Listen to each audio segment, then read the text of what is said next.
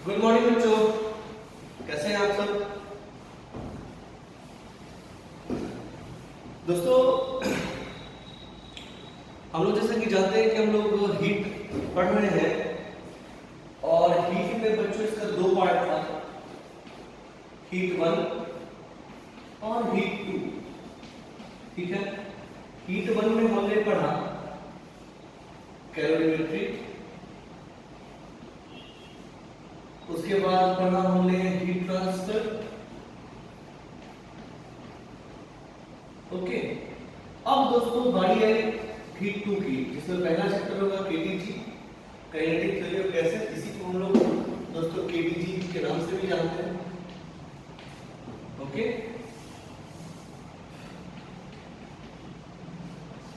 उसके बाद हम लोग फिर पढ़ेंगे थर्मोडायनामिक्स।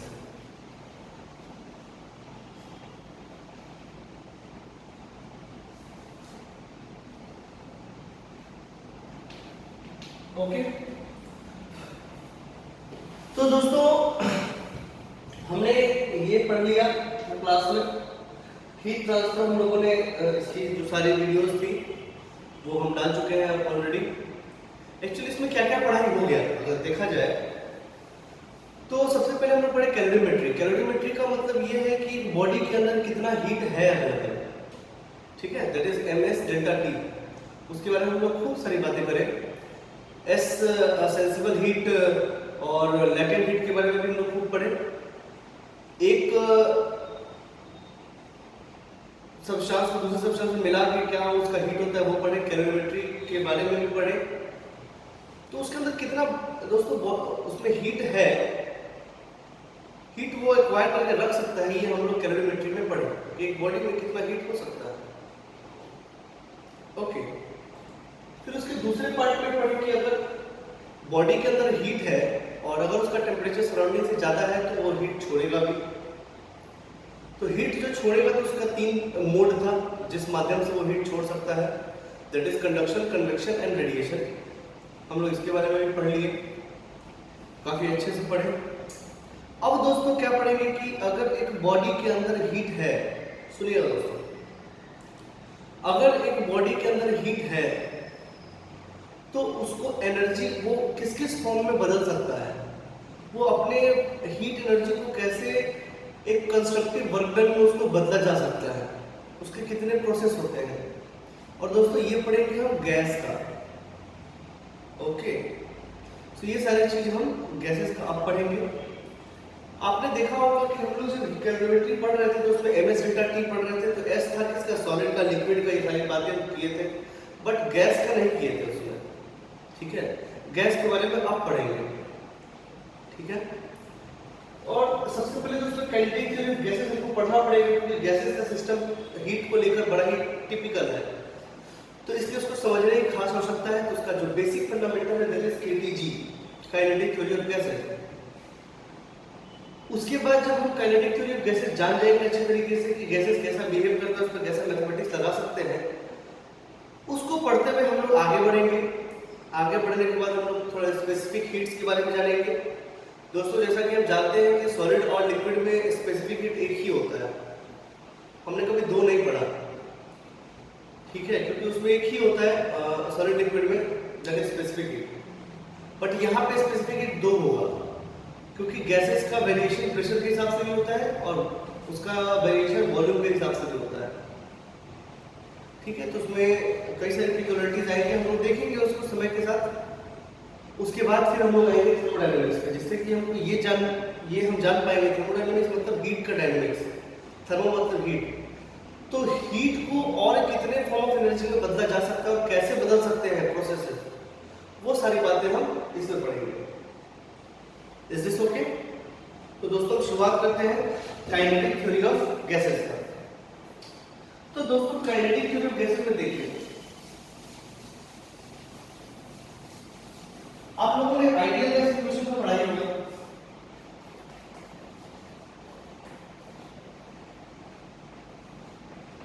आइडियल गैस इक्वेशन, ठीक है दोस्तों। आप देखना हम लोग मॉलिक्यूलर लेवल पे चलेंगे और फिर माइक्रो लेवल पे पहुंचेंगे। ठीक है, एक चीज है दोस्तों और भी ध्यान रखिए कि जब हम मॉलिक्यूलर लेवल पे होते हैं दोस्तों, तो प्रेशर और टेम्परेचर नाम का कोई भी चीज नहीं होता है। यस, मॉलिक्यूलर लेवल पे प्रेशर और टेम्परेचर कुछ भी नहीं होता है। तो फिर प्रेशर और टेम्परेचर डिफाइन क्यों करते हैं? तो प्रेशर और टेम्परेचर डिफाइन इसलिए करते हैं ताकि माइक्रो लेवल की स्टडी काफी आसान तरीके से करी जा सके। सो जिसको क्लासिकल अप्रोच के नाम से भी हम जानते हैं। क्लासिकल, जैसे उधर पढ़ा आपने क्लासिकल मैकेनिक्स, ठीक है ना। तो इस अप्रोच को एक मॉलिक्यूलर लेवल पे स्टडी करके कुछ एजम्पशंस के साथ जब हम उसको माइक्रो लेवल पे लेके आते हैं, तो उस अप्रोच को हम क्लासिकल अप्रोच बोलते हैं। खैर, तो दोस्तों यहाँ देखेंगे हम लोग मॉलिक्यूलर लेवल पे पहुंचते हुए हम लोग फिर माइक्रो लेवल पे पहुंचेंगे। और दोस्तों हम जैसा बात कर रहे थे कि प्रेशर और टेम्परेचर नाम के मॉलिक्यूलर लेवल पे कोई भी चीज नहीं होता है, बिल्कुल सही बात है। अगर आप ध्यान से देखिए, अगर हम एटमॉस्फेरिक प्रेशर की बात करें तो यहाँ क्या है सराउंडिंग में? Air particles. यस, यहाँ सराउंडिंग में क्या है? Air particles. ये एयर पार्टिकल्स क्या है? आ रहे हैं, मेरे बॉडी से टकरा रहे हैं और टकरा के वापस जा रहे हैं। तो इस टकराव के दौरान उन्होंने क्या करा? वो आए, एक वेलोसिटी के साथ टकराए और टकरा के वापस चले गए। तो क्या किया उन्होंने? तो दोस्तों उन्होंने क्या किया? Momentum transfer. यस, अगर हम दीवार पे एक बॉल मारते हैं तो दीवार उस बॉल के साथ क्या होता है? वो मोमेंटम ट्रांसफर करता है दोस्तों। Is this okay? तो दोस्तों जब वो अब यहाँ पे जब ये आके टकरा के जाए तो ये कर रहा है मोमेंटम ट्रांसफर। अब हम आपसे ये पूछे कि कितने सारे गैस मॉलिक्यूल्स हैं? बहुत सारे, करोड़ों अरबों। तो क्या सभी का मोमेंटम ट्रांसफर निकालना आसान है क्या? आंसर है नहीं। कोई धीरे आ रहा होगा, कोई तेज आ रहा होगा, कोई मीडियम में होगा। तो बहुत सारे मॉलिक्यूल, करोड़ों मॉलिक्यूल्स का मोमेंटम ट्रांसफर निकालना एक नामुमकिन सा बात है। तो दोस्तों इसी पेक्युलरिटीज को समझने के लिए हम लोग क्या करते हैं? प्रेशर को डिफाइन करते हैं। हम लोग एवरेज फोर्स निकालते हैं इसका। ये आया, टकराया, टकरा के वापस गया, इस दौरान का एवरेज फोर्स निकालते हैं। कोई भी निकालेंगे हम लोग यहाँ पे, और फिर उसका डिवाइडेड बाय एरिया करते हैं, तो निकल जाता है दोस्तों प्रेशर। तो दोस्तों आपने देखा कि मॉलिक्यूलर लेवल पे क्या था? Momentum transfer. बट हमने क्या डिफाइन कर लिया उससे? प्रेशर। तो अब बात करेंगे कि एटमॉस्फेरिक प्रेशर कितना हो जाता है। सिंपल से बोल सकते हैं कि 1.0 1 न्यूटन पर मीटर स्क्वायर और 1 बार अप्रोक्सीमेटली। तो हम लोग इसकी बात करते हैं। तो 1 बार, अब 1 बार बोल दिए तो उसमें सारे मॉलिक्यूल्स के मोमेंटम ट्रांसफर आ गए। Is this okay? अब हमको एक एक मॉलिक्यूल्स का कैलकुलेशन करने की आवश्यकता नहीं है, इसलिए दोस्तों हम लोग प्रेशर डिफाइन करते हैं।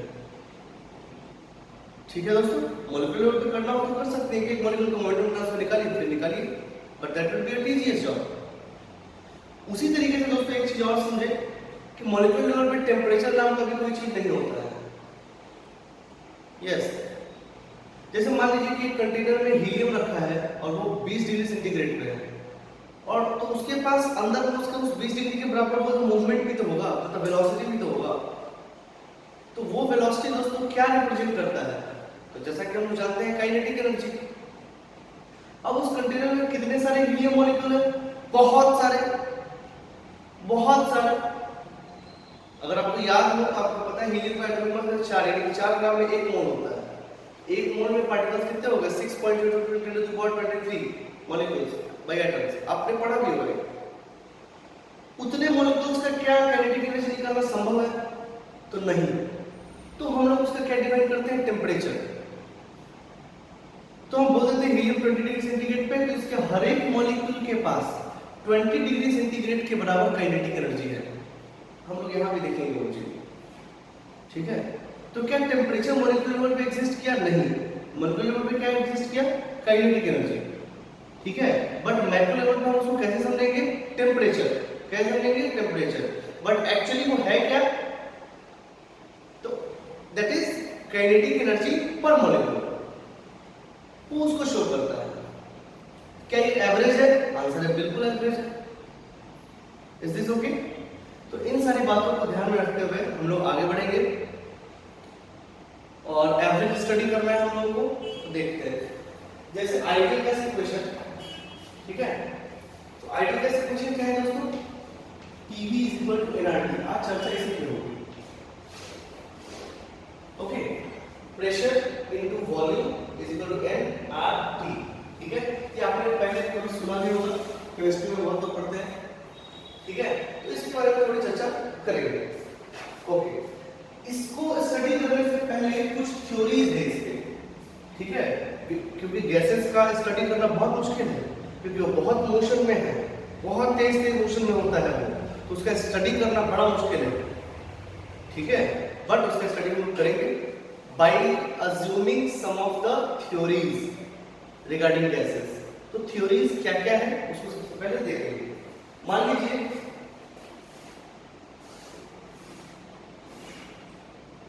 कि ये जो है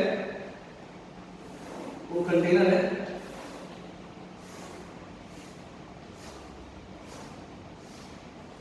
ओके, इस कंटेनर में गैसेस पार्टिकल, गैस पार्टिकल, ठीक है, तो हम लोग सबसे पहले क्या मानेंगे दोस्तों, आप लिखते चलिएगा इसको, क्या मानेंगे, all molecules of same gas, same gases, same gas, एक गैस की बात कर रहे हैं, सेम गैस आर आइडेंटिकल। मतलब अगर एक गैस है, एक ही गैस है, तो मतलब हीलियम है, तो हीलियम के सारे मॉलिक्यूल्स के आइडेंटिकल होंगे, यस, ये मान के चलेंगे, ठीक है। दूसरा,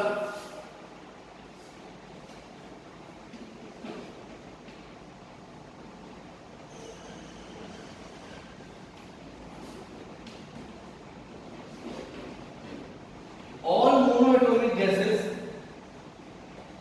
are monoatomic gases molecule are considered to be spherical। जो भी मोनोटोमिक गैसेस होगा जिसमें कि केवल एक एटम होंगे उनको हम कैसा मानेंगे, स्फीयर। कैसा मानेंगे शेप उसका, स्फीयर।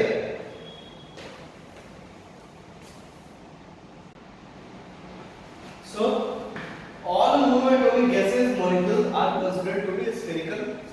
दूसरा,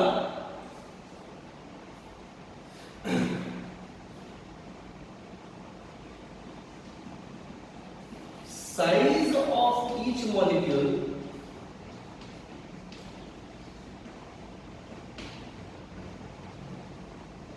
is very small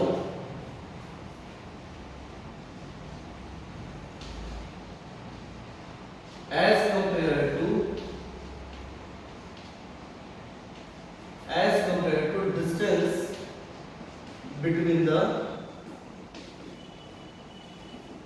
the molecules। मतलब दो मॉलिक्यूल्स के बीच में जितना साइज है उससे भी बहुत छोटा है ये मॉलिक्यूल, ठीक है, और is very very small as compared to container। मतलब जिसमें वो कंटेन किया वो कंटेनर है और उस कंटेनर के साइज से बहुत बहुत छोटा है, बहुत बहुत छोटा, ठीक है। इसको जरा समझे, ये छोटा इसलिए है, मैं बताऊं दोस्तों, जैसे मान लीजिए इसका है V, इसका ये मॉलिक्यूल ये कितना है, कंटेनर का वॉल्यूम V है, ठीक है, और इसका भी कुछ वॉल्यूम एक्वायर किया होगा। सपोज ये जितना वॉल्यूम एक्वायर किया है वो है Vg, वो क्या है Vg, या फिर ठीक है volume occupied by gases molecule जितना भी है Vg, ठीक है। मैं आपसे पूछूं कि ये देखिए ये बहुत ही कंसेप्चुअल है, तो बहुत कम लोगों को ऐसी बात मिलेगी। ये जो वॉल्यूम है ये क्या है दोस्तों, तो ये है दोस्तों V माइनस Vg, मतलब ये जितना बचा हुआ है ना, मतलब ये क्या है, volume of free free space, यानी कि अब ये पूरा कंटेनर है, कंटेनर में से वॉल्यूम ऑफ गैस हटाएंगे तब ना फ्री स्पेस निकलेगा। तो दोस्तों सही बात तो ये है कि ये जो वॉल्यूम ऑफ फ्री स्पेस है, बट उसमें हम लिखते हैं v, उसमें v लिखते हैं और वॉल्यूम ऑफ कंटेनर डालते हैं, सही बात है और सही भी होता है। बट ये अप्रोक्सीमेशन है, क्योंकि हमने क्या माना है यहाँ से, साइज अगर बहुत छोटा है तो vg बहुत छोटा होगा। अगर ये बहुत छोटा होगा तो सोचिए क्या इस v माइनस vg में से vg घटा भी देंगे तो क्या फर्क पड़ेगा? हम ये नहीं कह सकते हैं कि v minus vg is approximately equal to v। इसीलिए हम लोग दोस्तों ये v कंटेनर कर लेते हैं, ठीक है। बट एक्चुअली में तो बात तो ये है, इस ओके, वो हमारे अजम्पशन की वजह से ऐसा होता है, ओके। और ये assumption is what to make the things easier, है ना। सो ये केसेस है। नाउ आफ्टर दैट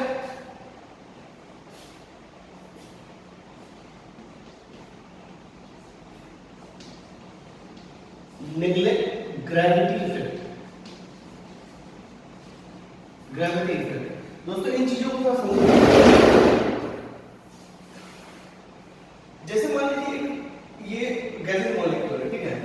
अगर इस यहां से यहां तक ये आया, ठीक है, आपको याद होगा अगर कोई पार्टिकल जो जिसके पास कुछ मास होता है वो यहां से अगर v वेलोसिटी से चलेगा तो वो यहां से यहां नहीं पहुंचेगा, क्योंकि g इस डायरेक्शन में होता है तो वो यहां से ऐसे जाएगा, वो यहां पहुंचेगा। आपने पढ़ा होगा कि जब आप प्रोजेक्टाइल मोशन पढ़ रहे थे तो कई सारी बातें इस पे आई थी कि अगर इसके पास मास होगा तो यहां से यहां नहीं जाएगा, यहां से इधर आएगा। तो पता है कि जो मोशन में वेलोसिटी हमेशा एक्सेलरेशन को अप्रोच करता है, एक्सेलरेशन की डायरेक्शन, तो वो ऐसे से ऐसे आना चाहेगा। बट इसमें जो assumption है वो होता है नेग्लेक्ट g। इसका एक्चुअल लॉजिक ये है, इसलिए नेग्लेक्ट करते हैं क्योंकि ये जो पोर्शन है वो दोस्तों बहुत छोटा है। अगर हम y की बात करें तो y is very very very small और y is approximated to 0। Is this okay? तो कहने का मतलब है ऐसा क्यों हुआ, क्योंकि दोस्तों इसका वेलोसिटी मतलब स्पीड इसका इतना ज्यादा है, इसका स्पीड इतना ज्यादा है कि ये तुरंत यहां से यहां पहुंच जाएगा, ठीक है। अगर बुलेट्स की बात करें तो अगर बुलेट्स छोड़ते हैं तो स्पीड तो बुलेट का बहुत तेज होता है ना, तो डायरेक्ट सीधा जाता है, तो उसमें जो ये ड्रिफ्टिंग आता है वो बहुत कम होता है, बहुत कम। बस वही यहाँ पर बात है, इसका वेलोसिटी बहुत ज्यादा तेज है तो ये यहां से यहां आएगा और ये बहुत छोटा होगा, तुरंत चला जाएगा यहां से यहां, है ना। और जिसके कारण इसका ड्रिफ्ट क्या होगा, बहुत छोटा होगा। दोस्तों एक कंटेनर में अगर गैसेस पार्टिकल रखा हुआ है तो उसका अंदर का जो मॉलिक्यूलर स्पीड होता है बहुत ज्यादा होता है। मैं निकाल के भी दिखाऊंगा। I am just asking about molecular speed, not velocity. आप बोलोगे कि सर कंटेनर में अगर गैस है उसके पास वेलोसिटी है तो कंटेनर को उड़ा के लेके चला जाएगा, ऐसा होता है क्या? आंसर नहीं, कंटेनर तो वहीं पे रहता है। तो दोस्तों आपको ध्यान में होगा हम लोग बहुत सारी बातें स्पीड और वेलोसिटी पर कर चुके हैं। Net velocity of the container is 0 but net speed is 0। Answer नहीं, स्पीड है उसके पास, वो निकालेंगे हम। Is this okay? ओके दोस्तों यहाँ पे हम लोग कोई वेक्टर अप्रोच का बात ही नहीं करेंगे, यहाँ पे वेक्टर अप्रोच चलेगा ही नहीं क्योंकि डायरेक्शन हमारे कंट्रोल में नहीं है। ओके सो ये बात, ये सारी बातें लिख लें। तो वीडियो पॉज करके आप लिख सकते हैं।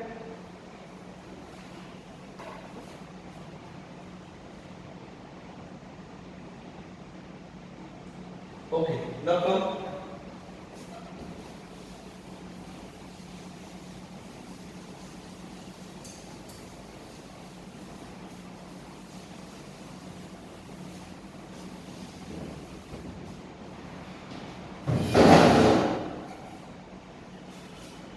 फिर लिखेंगे there are not any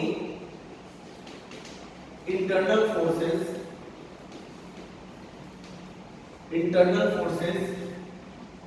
acting between molecules। दोस्तों ये क्या बोलता है कि मॉलिक्यूल्स के बीच में कोई भी इंटरेक्शन फोर्स नहीं है, ठीक है, ये assumption है। मॉलिक्यूल्स के बीच में कोई भी इंटरेक्शन फोर्स नहीं है। Is this okay? मतलब कि ये अगर दोनों मॉलिक्यूल है, इन दोनों के बीच में कोई भी इंटरेक्शन फोर्स नहीं है, ये फोर्स ये नहीं है, ठीक है। मतलब they are independent of this forces, इनके बीच में कोई भी इंटरनल फोर्स नहीं है। इंटरनल फोर्स नहीं होने का मतलब क्या है, ये क्यों ऐसा है, ऐसा इसका यूज हम क्यों करेंगे? ऐसा इसलिए करेंगे दोस्तों, आपने पोटेंशियल एनर्जी पढ़ा होगा, आपने दोस्तों पोटेंशियल एनर्जी पढ़ा होगा। पोटेंशियल एनर्जी आप जब वर्क एनर्जी पढ़ रहे थे तो आप पढ़े उसमें कि पोटेंशियल एनर्जी जो है वो कब आता है, जब दो बॉडी के बीच में इंटरेक्शन फोर्स होता है, तब जाके उनके बीच में पोटेंशियल एनर्जी आता है। जैसे ये और अर्थ, इन दोनों के बीच में इंटरेक्शन फोर्स है, फोर्स ऑफ ग्रेविटी, तो उसमें आता है ग्रेविटेशनल पोटेंशियल एनर्जी। दो चार्जेस के बीच में इंटरेक्शन फोर्सेस रहते हैं तो उसके बीच में आता है पोटेंशियल एनर्जी। स्प्रिंग के अंदर दो पार्टिकल के बीच में भी इलेक्ट्रिकल फोर्स रहते हैं, जिसकी वजह से आता है क्या, इलास्टिक पोटेंशियल एनर्जी। तो हमने देखा बच्चों कि पोटेंशियल एनर्जी वहां आता है जहां पे इंटरेक्शन फोर्स होता है, और इसमें तो इंटरेक्शन फोर्स होता ही नहीं है। तो अगर इंटरेक्शन फोर्स नहीं होगा तो क्या पोटेंशियल एनर्जी होगा? तो आंसर है नहीं। इसलिए दोस्तों इसको मानते हैं कि इनके बीच में अगर इंटरेक्शन फोर्स नहीं है, ठीक है, if F internal is 0 then U is also 0, U is also 0, ठीक है। ये मानने से क्या होगा दोस्तों, ये मानने से क्या होगा दोस्तों कि अगर हम देखा जाए कि इस गैसियस मॉलिक्यूल के पास, इस गैसियस मॉलिक्यूल के पास जो भी एनर्जी है, अगर टोटल एनर्जी की बात करें, टोटल एनर्जी की बात करें तो क्या हो सकता था? तो हो सकता था या तो इन दोनों का इंटरेक्शन की वजह से पोटेंशियल एनर्जी होता, और नहीं तो इसके मूवमेंट की वजह से काइनेटिक एनर्जी होता जी। तो यहाँ पर पोटेंशियल एनर्जी तो 0 मान लिया हमने, तो और क्या बच गया, काइनेटिक एनर्जी, यानी कि जो टोटल एनर्जी होगा वो क्या होगा, kinetic energy. Is this okay? तो वहां पे जो टोटल एनर्जी होगा वो क्या होगा, काइनेटिक एनर्जी। क्या होगा, काइनेटिक एनर्जी, यानी और होना चाहिए तो total energy kinetic energy plus potential energy, लेकिन पोटेंशियल एनर्जी दोनों में इंटरेक्शन है तो 0, तो सिर्फ और सिर्फ क्या बचेगा, काइनेटिक एनर्जी। ओके, दूसरा अगर देखा जाए कि अब ये दोस्तों एक पार्टिकल है, बहुत छोटा है, बहुत छोटा, तो दोस्तों उसमें रोटेशनल काइनेटिक एनर्जी भी नहीं होगा क्योंकि उसका मोमेंट ऑफ इनर्शिया 0। याद करिए हम लोग पहले भी इसका बात कर चुके रोटेशनल डायनामिक्स में कि पार्टिकल्स जब बहुत छोटा होता है तो उसमें रोटेशनल एनर्जी नहीं लेते हैं। Is this okay? तो इसमें भी रोटेशनल एनर्जी नहीं लेंगे, so there are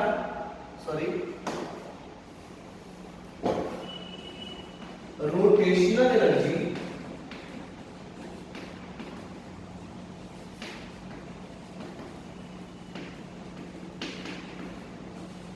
of the molecules is 0, अब दोस्तों बात करी जाए कि टोटल एनर्जी क्या होता है, तो पिछले वाले पर ये काइनेटिक एनर्जी होता है, और कौन सा काइनेटिक एनर्जी, तो सिर्फ और सिर्फ ट्रांसलेशनल काइनेटिक एनर्जी। दोस्तों ये याद रखिए आप। Is this okay? तो इसको दोस्तों ध्यान रखिएगा, ये बहुत इंपॉर्टेंट कांसेप्ट है। तो अब जब टोटल एनर्जी निकालेंगे तो सिर्फ और सिर्फ क्या निकालेंगे, काइनेटिक एनर्जी। उसमें से भी कौन काइनेटिक एनर्जी, तो ट्रांसलेशनल काइनेटिक एनर्जी। याद रखिए ट्रांसलेशनल काइनेटिक एनर्जी बोलते हैं, ठीक है। ये सारे असम्पशंस में है, ठीक है। ओके, तो इसको पॉज करके आप लिख सकते हैं दोस्तों।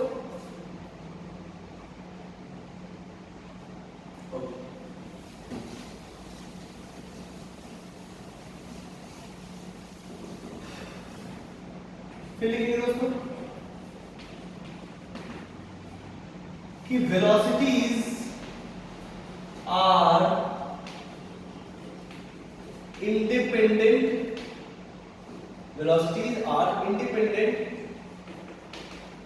of the direction, independent of the direction। Okay, कहने का मतलब है कि अगर किसी का भी स्पीड होता है, किसी का भी अगर स्पीड होता है तो स्पीड का, जैसे मान लीजिए कोई इधर जा रहा है, तो अगर हम कार्टेशियन कोऑर्डिनेट देखें तो vx, vy, vz, अगर आपको ध्यान हो इसको इसमें रिजॉल्व कर सकते हैं इस वेलोसिटी को। इसमें तीन वेलोसिटी है, vx, vy और vz, मतलब कि अगर ये y है, अगर ये x है और ये जेड है, तो तीन कंपोनेंट आएगा ना, तो वो तीनों कंपोनेंट आइडेंटिकल होंगे, मतलब जितना Vx होगा, जितना Vy होगा और जितना Vz होगा वो सब बराबर होगा, मतलब Vx, Vy और Vz क्या होंगे, बराबर होंगे, कोई फर्क नहीं पड़ता कि वो किस डायरेक्शन में, ठीक है। दूसरा, speed of each molecule is considered to be same, मतलब मान लो कि एक मॉलिक्यूल है जिसका स्पीड v है, इस v को मैं रिजर्व कर vx का vz, तो vx vy vz ये तो एक पार्टिकल का रिजर्वेशन है vx vy vz में, बट जितने भी पार्टिकल होंगे सबका स्पीड v ही मानेंगे, ठीक है। तो इससे एट अ पर्टिकुलर टेंपरेचर,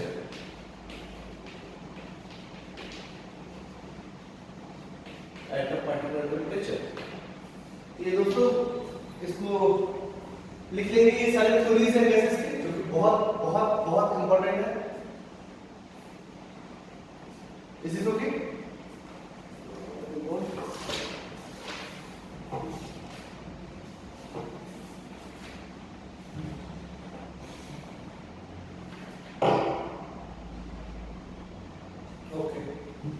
और लिख लीजिए बच्चों,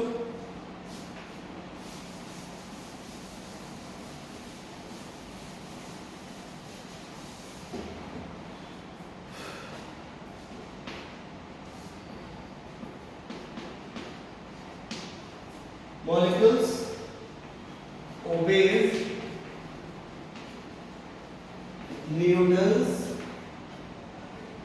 Newton laws of motion,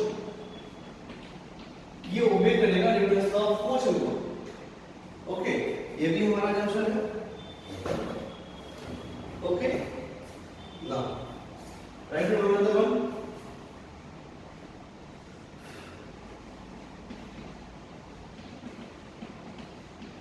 collisions between the particles and between particles and walls of the container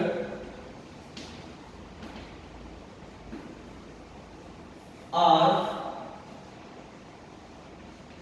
elastic, okay. Collisions between the particles and walls of the container are called elastic, मतलब देखो container के बीच में या तो बीच में collision हो सकता है या ये इस वॉल के कंटेनर से टकरा सकता है, तो दोनों केस में जो भी कोलिजन होगा वो क्या होगा, इलास्टिक होगा, ठीक है, ओके ओके। इलास्टिक और लिखेंगे इसमें, and time of collision is considered to be negligible, मतलब अगर कोलिजन होगा होके जो वापस आएगा तो एकदम इंस्टेंट माना जाएगा, तुरंत ये है ऐसे, ओके। लिख लें इसको, ओके। तो ये सारे वो जो आएंगे ऊपर में टॉपिक होगा काइनेटिक थ्योरी ऑफ गैसेस में, और उसमें जितना भी लिखा है ये सारे कुछ लिख लीजिए, ठीक है। और नोट में लिख लीजिए, नोट में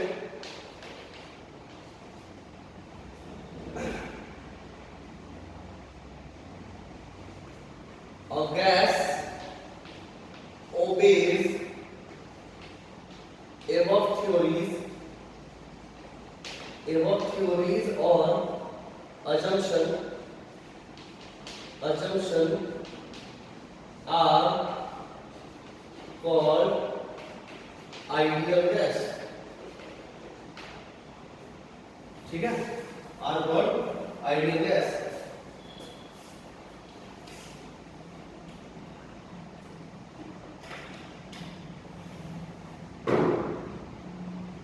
दोस्तों जो भी गैसेस इसको ओबे करता है, इन सारे थ्योरीज को लिखा है उसको बोलेंगे आइडियल गैस, ठीक है।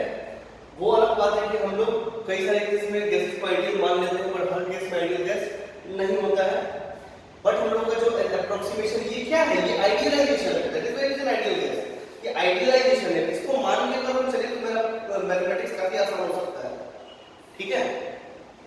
तो हमको इसको आसान करना है, उसके बेसिस पे हम लोगों को रियल गैसेस की स्टडी हम लोग करते हैं जनरल लाइफ में, ओके।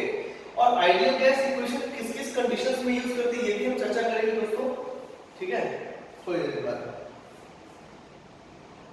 इसी में आइडियल गैस इक्वेशन आता है, रियल फैक्टर्स को फुलफिल करके हम लोगों को एक रियल गैस इक्वेशन आता है, बट वो हमारे सिलेबस में नहीं है। हम लोग अपना जो बाउंड्री है वो आइडियल गैस की तरफ ही सीमित रखेंगे, ओके। तो लिख लीजिए, ओके।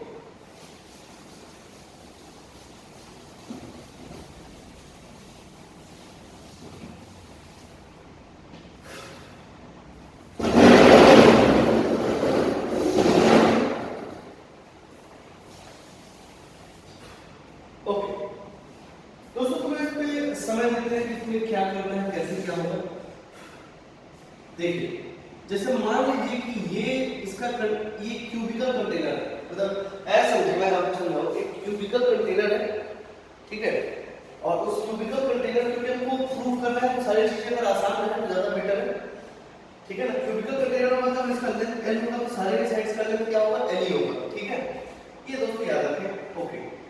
खैर इसके जरा फिगर बता देते हैं तो अच्छा सा, ताकि आपको समझ में क्लियर हो।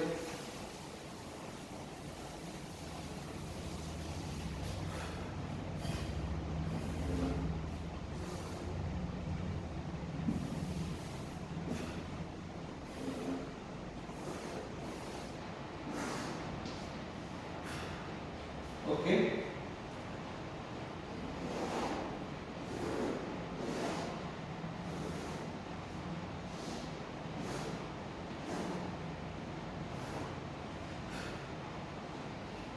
मान लीजिए दोस्तों हम लोग, अच्छा एक बात बताइए, खैर से मान लीजिए कि यहाँ पे एक मॉलिक्यूल है, ठीक है, और इसके पास एक जो स्पीड होगा उसका 3 कंपोनेंट होगा, Vx, Vy और Vz। ये तीनों मिलकर उसका क्या बनाएगा, वेलोसिटी, ठीक है ना। बट हम तो इस तीनों को रिजॉल्व करके ही काम करेंगे, ठीक है ना, फिर देखेंगे तीनों के स्पेक होता है, ओके। एनीवे इसका स्पीड होगा v, स्पीड क्या है इसका v, मतलब कि अगर देखा जाए आपने पढ़ा होगा कि v square is equal to vx square plus vy square plus vz square. ये वेक्टर लॉस आता है, ये जो होता है v, दैट इज स्पीड। आपने निकाला होगा ना, v equal to v vector is equal to vx i cap plus vy j cap plus vz j k cap, और v is equal to root under vx square plus vy square plus vz square. उसी से तो v तो speed बताता है, उसका magnitude बताता है, ये वही v है, तो इसका स्पीड है v, और ये vx vy vz जो है इसके कंपोनेंट से x y और z डायरेक्शन में उसके स्पीड का, ओके।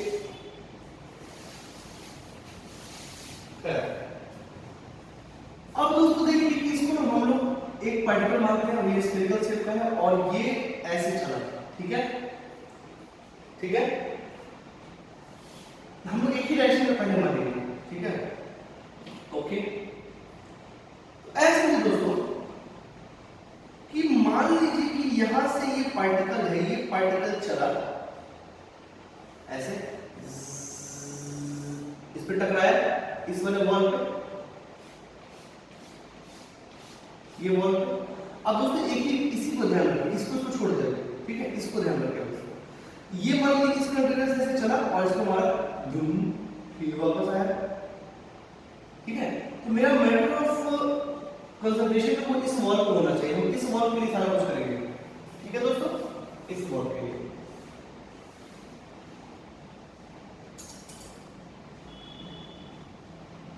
इस वॉल, ये वही वॉल है, तो यहां से एक दूसरे छोर से मतलब इस वॉल के करीब से ऐसे ही होगा ना, पार्टिकल्स क्या करेंगे, इधर से उधर, उधर से उधर, उधर से उधर ऐसे मारते रहेंगे इसको, ठीक है। तो ये चलेगा कितनी दूर तक, L, क्योंकि यहां से यहां तक डिस्टेंस कितना है, L, ये L, ओके। इसको समझेंगे दोस्तों। चलो एक छोटी सी चीज और बताएं, यहाँ इस वाल से उस वाल तक पहुंचने के लिए एक ही मॉलिक्यूल पहुंचेगा कि बहुत सारे मॉलिक्यूल्स होंगे उसके बीच में? तो आंसर है बहुत सारे मॉलिक्यूल्स होंगे। वो इससे टकराएगा, वो उससे टकराएगा, वो उससे टकराएगा, टकरा टकरा के जाएगा और वापस फिर आएगा टकरा टकरा के और फिर यहाँ। लेकिन कोलिजन हमने क्या माना है कि ये है इलास्टिक है और दूसरा है उसके लिए कोई समय लगा ही नहीं, यानी कि टाइम भी वेस्ट नहीं हुआ। तो हम इस कंडीशन में दोस्तों सिंपलिसिटी के लिए हम एक ही मॉलिक्यूल क्यों ना माने, तो यहाँ से वहां तक गया, वहां से यहाँ तक आया, बात तो सही है। हम एक ही मॉलिक्यूल को मानेंगे तो एक ही मॉलिक्यूल पे ध्यान देना होगा ना दोस्तों। यही मानिए कि एक ही मॉलिक्यूल है, वहां से वहां गया, टकरा के वापस है। जैसे मान लीजिए हम जो खड़े हैं यहाँ पे एक वॉल है, ठीक है, हम यहाँ से आए, दीवार है, फिर गया ऐसे, अब उस दीवार पे ध्यान रखिएगा दोस्तों, फिर ऐसे ठीक है। सोचिएगा दोस्तों, जैसे मान लीजिए कि वो यहाँ पे था, ठीक है, मान लीजिए यहाँ ये एक वॉल है मारा, फिर मारा, फिर इधर गया, फिर इसको नहीं ध्यान रखना है, ध्यान उस वॉल पर रखना है। फिर से देखिए दोस्तों, एक वॉल है, इस वॉल पे हम गए, मारे, फिर वापस आए, फिर आए, वहां टकरा के, बट ध्यान उस सरफेस को नहीं देना है। फिर आए यहाँ पे, एक कोलिजन और फिर दूसरे कोलिजन में कितना समय लगा, तो जितना तो यहां से वहां आने में लगा उतना ही लगा ना। Is this okay? तो दोस्तों उसी को कंसीडर करना है। सबसे पहली बात तो एक ही पार्टिकल कंसीडर करना है और उसका एक ही डायरेक्शन में वेलोसिटी कंसीडर करेंगे, फिर बाद में उसको जनरलाइज करेंगे। ओके, तो कहने का मतलब कि एक बार ये टकराया, टकराने का फिर गया और फिर आया, तो कितने देर में आया? आपको याद होगा दोस्तों,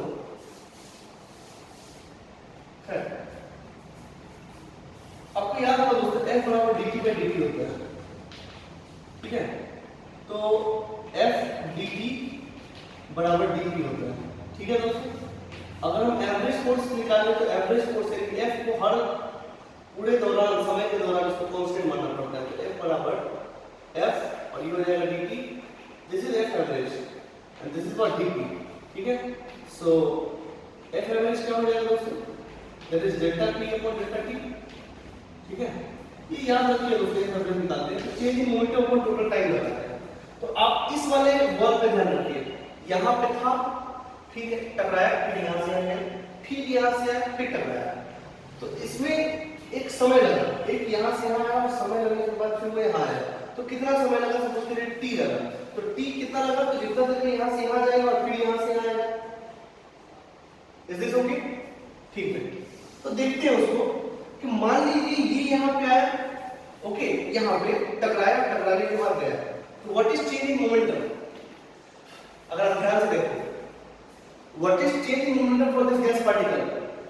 ये गया, पहले था mvx, पहले था क्या mvx, पहले था क्या mvx, ये किसके लिए? चलिए मैं निकाल देता हूं। अगर किसके लिए निकालें, कंटेनर के लिए निकालें या पहले तो गैस मॉलिक्यूल के लिए निकाल देते हैं, ताकि हमको तो चर्चा इस पे करना है गैस मॉलिक्यूल के लिए। तो ये गया इधर, टकराया, टकराने के बाद उधर हो गया, तो टकराने के बाद वो फाइनल वेलोसिटी हुआ, तो फाइनल वेलोसिटी मान लीजिए इसका मास जो है m, एक मॉलिक्यूल का मास छोटा है, ठीक है, तो फाइनली इधर हुआ यानी कि माइनस mvx, ठीक है, और इनिशियल क्या था mvx, answer is minus 2mvx। तो दोस्तों अगर डेल्टा p अगर इस सरफेस का देखा गया वॉल के लिए, इसको वॉल बोलते हैं, यही ना वॉल कंटेनर का, तो वॉल के लिए क्या हो जाएगा प्लस 2mvx। बिल्कुल हम बहुत पहले पढ़ चुके हैं सारी बातें, खास बात थोड़ी ना है। तो इसमें हुआ डेल्टा 2mvx, मतलब एक ऐसे आया, ठीक है, टकराया, टकरा के इधर गया, फिर इधर आया, ठीक है। तो इसके दौरान वो यहां से यहां तक गया, तो कितने समय के बाद फिर आएगा? तो आंसर है मान लो t टाइम के बाद आएगा। t टाइम कितना होगा? यहां टकराया, टकराने के बाद 1 2, उसके बाद फिर टकराया, वो अलग साइकिल होगा।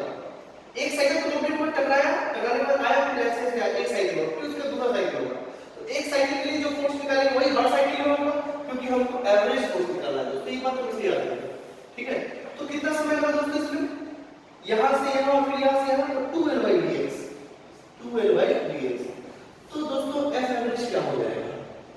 अगर हम एफ एवरेज की बात करें तो ये 2m/dx upon t, and t is how much? 2l upon dx। ये क्या हो जाएगा दोस्तों? m/vx² upon l, m/vx² upon l। Okay, ये तो निकल गया दोस्तों एफ एवरेज। ओके, और हमको पता है कि इसका डायमेंशन क्या है l, और इसका डायमेंशन क्या है l, तो क्यूबिकल है ना। तो अगर हम प्रेशर निकालें दोस्तों इस, अब देख लीजिए पहला अच्छे से, ठीक है। तो इस वॉल पे अगर प्रेशर निकाले तो प्रेशर क्या हो जाएगा दोस्तों? तो प्रेशर हो जाएगा दोस्तों force upon area, perpendicular force upon area. तो ये दोस्तों ये गया तो इसका वेलोसिटी, मतलब vx की बात कर रहे हैं, तो vx तो परपेंडिकुलर ही है इस पे, और इसका एरिया कितना है? l into l square. तो that must be equal to f average upon area. So that is equal to f average का वैल्यू क्या है?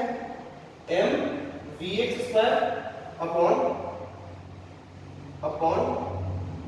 l into एरिया कितना हो जाएगा दोस्तों? l स्क्वायर, ठीक है। ये क्या है? एवरेज प्रेशर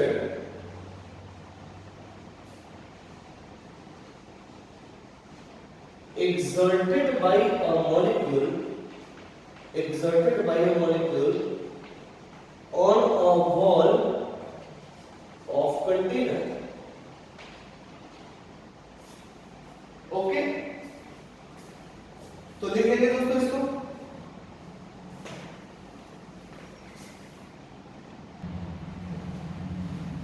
सो दोस्तों हमने, अब इसको नोट कर लीजिए।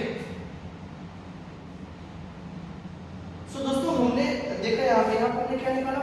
Average pressure exerted by a molecule on a wall of a container. एक कंटेनर के वॉल पे एक मॉलिक्यूल कितना प्रेशर देता है? तो वो है वहां दोस्तों m/vx upon l into l square. Is this okay? Okay, अच्छा यहाँ ये डेल्टा p क्या था? ये चेंजिंग मोमेंटम है, वो p प्रेशर है, ठीक है। अब ये p नहीं आएगा। अब हम लोग इस मोमेंटम को ही समझने के लिए प्रेशर को डिफाइन किए हैं, ठीक है।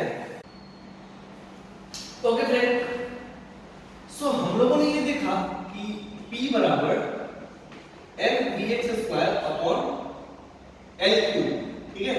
l³ को v भी लिख सकते हैं, m/vx² अपॉन v, ठीक है। ये v क्या है? वॉल्यूम। v क्या है? वॉल्यूम। अच्छा, याद है तो ओके। अब कहने का मतलब है मुझे तो ये vx थोड़ी ना दिया होता है, मुझे तो दिया होता है स्पीड v। ये तो हमने अपने सिंपलिसिटी के इसको रिजॉल्व करके काम कर रहे थे, लेकिन हमको पहुंचना कहां पे है? इस v पे। This is the actual speed, और मुझे मतलब भी एक्चुअल स्पीड से ही है, ठीक है ना। तो अगर देखा जाए एक्चुअल स्पीड में, तो अगर हमको तो वो पता है कि v स्क्वायर बराबर vx square plus vy square plus vz square है, और दूसरा अपने असम्पशन से ये भी पता है कि vx बराबर vy बराबर vz है, ठीक है। तो दोस्तों अगर हम v स्क्वायर की बात करें तो क्या आप 3vx स्क्वायर नहीं लिख सकते हैं? लिख सकते हैं। तो vx स्क्वायर को क्या लिख सकते हैं? क्या v स्क्वायर को 3 नहीं लिख सकते हैं? लिख सकते हैं, बिल्कुल। तो v स्क्वायर को 3, तो यानी कि वहां पे v स्क्वायर है तो इसके लिए ये लिख सकते हैं, ये कितना हो गया? m into v square by 3v। Is this okay? Okay. अब वहां के एक ही मॉलिक्यूल है, कंसिडर नहीं। मान लीजिए वहां पे टोटल नंबर ऑफ मॉलिक्यूल्स है वो कैपिटल है, ठीक है। तो वहां एक ही मॉलिक्यूल है, कंसिडर नहीं, बहुत सारे मॉलिक्यूल है, कंसिडर ना। तो दोस्तों बहुत सारे मॉलिक्यूल लेने की, ये तो हो गया एक मॉलिक्यूल का प्रेशर। अगर पूरे मॉलिक्यूल का टोटल प्रेशर निकालेंगे तो कितना आएगा? P1 plus P2 plus P3 plus dot dot dot dot Pn। Okay, अब दोस्तों m तो सभी का सेम है और कंटेनर का वॉल्यूम भी सभी के लिए सेम है, ठीक, तो कांस्टेंट है। तो अगर टोटल प्रेशर की बात करें तो m अपॉन 3 भी बाहर ले लें तो क्या आएगा? v1 square v2 square plus v3 square plus dot dot dot dot vn square. बोलिए दोस्तों, और इसको अगर टोटल प्रेशर की बात करें तो ये भी लिख सकते हैं m upon 3v summation of v n is equal to 1 से लेकर n, क्या ये भी होगा? आंसर बिल्कुल होगा। दोस्तों एक काम और करेंगे कि आप क्या करिए कि n से मल्टीप्लाई कर दीजिए कैपिटल N से और डिवाइड कर दीजिए कैपिटल N से। कर सकते हैं क्या? आंसर कर सकते हैं। ये क्या बनेगा इस पर चर्चा करेंगे। पहले यहां देखिए ये p, अच्छा ये m by m into n क्या हो गया?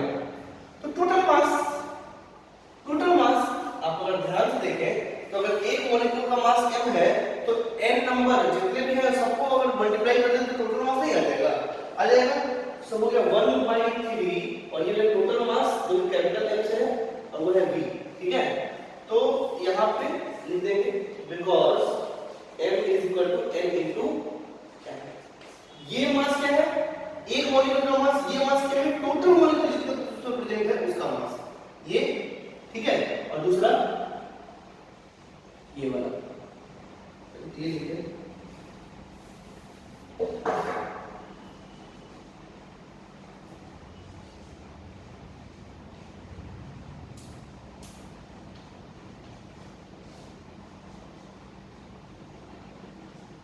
ये, इस पे चर्चा करेंगे, ठीक है। ये क्यों लिख पाए? क्योंकि m बराबर n into m होता है। ओके, लिख लीजिए इसको, वीडियो पॉज करके। Okay, now come. चलिए दोस्तों, अब हम आपसे कुछ पूछते हैं। आप अपने मन में सोचिए कि सही है कि नहीं है। देखिए एक होता है ये एवरेज का सिंबल है, ठीक है ना। दोनों को खोपचे में रखते हैं, खोपचा बोलते हैं, ऐसे जुगाड़ की भाषा में, ठीक है ना। वैसे खोपचे के बीच में अगर एक v आ गया तो इसका मतलब क्या है कि हम किसका एवरेज निकाल रहे हैं? v का। किसका निकाल रहे हैं? v का। अगर हम बात करें कि v स्क्वायर, ये किसका एवरेज है? तो v स्क्वायर है, ठीक है। अच्छा दोस्तों, अगर हम ये करें, ये जो v है वो क्या इसके रूट के बराबर है क्या? v स्क्वायर के एवरेज के? तो बच्चों को ऐसा लगता है कि ऐसा होता है, ऐसा नहीं होता है, ये गलत बात है, ये सरासर गलत बात है, ये बराबर नहीं होता है। मतलब v स्क्वायर का एवरेज निकाल के उसका रूट कर दे तो क्या वो v एवरेज के बराबर हो जाएगा? आंसर नहीं होगा। छोटा सा एग्जांपल, 1 और 2 का एवरेज निकालिए, नंबर पे 1 2 एवरेज क्या होगा? 1.5 और इसी का स्क्वायर निकालिए, 2 स्क्वायर बाय 2 ये आ जाएगा 2.5। आपको ये क्या होगा? v स्क्वायर का एवरेज, ये क्या है? v का एवरेज और ये क्या है? v स्क्वायर का एवरेज। तो आपको लगता है कि 1.5 जो है 2.5 के बराबर होगा टोटल? आंसर नहीं होगा, वो भी नहीं सकता, ये गलत बात है। ऐसा मत सोचिए, गलत बात है। यानी कि हमको ध्यान में रखना पड़ेगा कहां पे v का एवरेज निकालना है, कहां पे v स्क्वायर का एवरेज निकालना है। यस, कई बार बुकों में रख देते हैं बच्चे, ऐसा होता है, ऐसा होता नहीं है, समझना पड़ता है कहां पे v का एवरेज चाहिए, कहां पे v स्क्वायर का एवरेज चाहिए, ठीक है। तो खैर ये हमने प्रैक्टिस की था, मुझे जो बात करेंगे वो हम करेंगे। हमको किसका जरूरत है? v स्क्वायर का जरूरत है कि v का एवरेज निकालना हो सकता है? आंसर v स्क्वायर बराबर v1 square plus v2 square plus v3 square निकालेंगे उसको। ओके, तो निकालेंगे हम लोग। चलिए, तो अगर ध्यान से देखो ये क्या है, अगर v स्क्वायर की एवरेज निकालेंगे तो क्या आएगा? v1 square plus v2 square plus dot dot dot dot vn square, okay, और डिवाइडेड बाय n, यही है इसका एवरेज, ठीक है दोस्तों। तो एक छोटा सा चीज है, मतलब ये यही बना, ये इसको लिख सकते हैं sigma v n square, n is equal to 1 से लेकर n अपॉन n। देखिए ये वही है, ये वही है ना, कहां गया ये है कि नहीं वही, ठीक है। अच्छा, एक टर्म और डिफाइन करते हैं। अब यहाँ पे हम इसको इस फॉर्म में नहीं लिखते हैं, हम लिखते हैं v आरएमएस के फॉर्म में।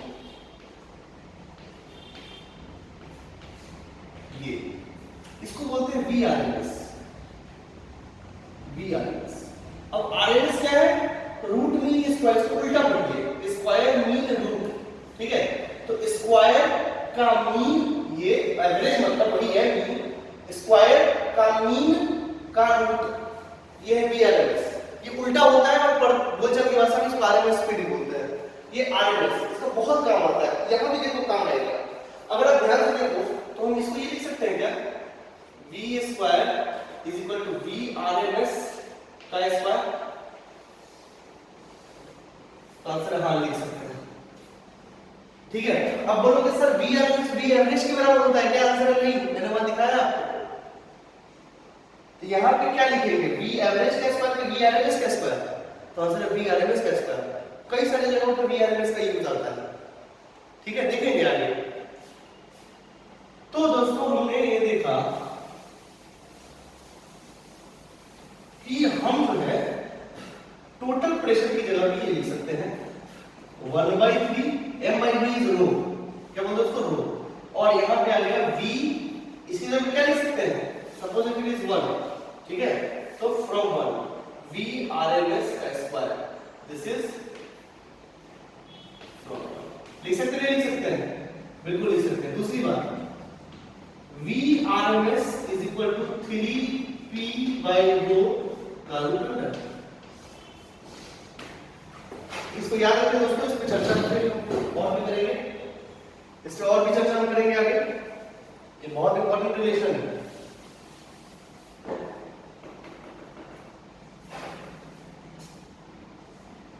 ओके, तो यहां तक तो हम लोग दोस्तों पहुंच गए, ठीक है। थोड़ा और आगे चलते हैं, इसके बारे में और भी चर्चा करेंगे, क्या इसका मतलब है, और भी बहुत सारे वेलोसिटी होते हैं क्योंकि उसके बारे में भी देखेंगे। खैर, ये जो सबसे पहले आपको समझना चाहिए, सबसे इंपॉर्टेंट 3 वेलोसिटी होंगे। मैंने बता दिया आपको, V maximum probability velocity, average velocity और RMS वेलोसिटी। सबसे ज्यादा आपको ध्यान में यही रखना है, बाकी दोनों को भूल भी जाइए, खाली एक बात याद रखिए जो आगे बताने वाले हैं। तो देखेंगे दोस्तों, बट जो ध्यान रखने वाला वेलोसिटी वो ये है RMS, root mean square speed, ठीक है ना, ठीक है। ये VRMS क्या है, स्पीड की वेलोसिटी दोस्तों, स्पीड वेलोसिटी तो नेट जीरो है ना, तो स्पीड ये VRMS, इसको बोलते हैं RMS स्पीड, क्या बोलते हैं, RMS स्पीड। आप याद रखें इसको, भूलिएगा नहीं, भूलने वाला चीज नहीं है RMS speed. Is this okay? है। तो चलिए हम चलते हैं, मेरे पास एक चीज ये भी आ गया कि P into V, अगर रो को m/g लिखे तो V इधर करेंगे तो 1/3 m VRMS स्क्वायर। अरे इसको m/v करेंगे तो V इधर भी लेके जा सकते हैं, तो ये मेरे पास आ गया, ठीक है। अब थोड़ा चर्चा आगे बढ़ते हैं, लिख लीजिए इसको, पॉज करके लिख लीजिए।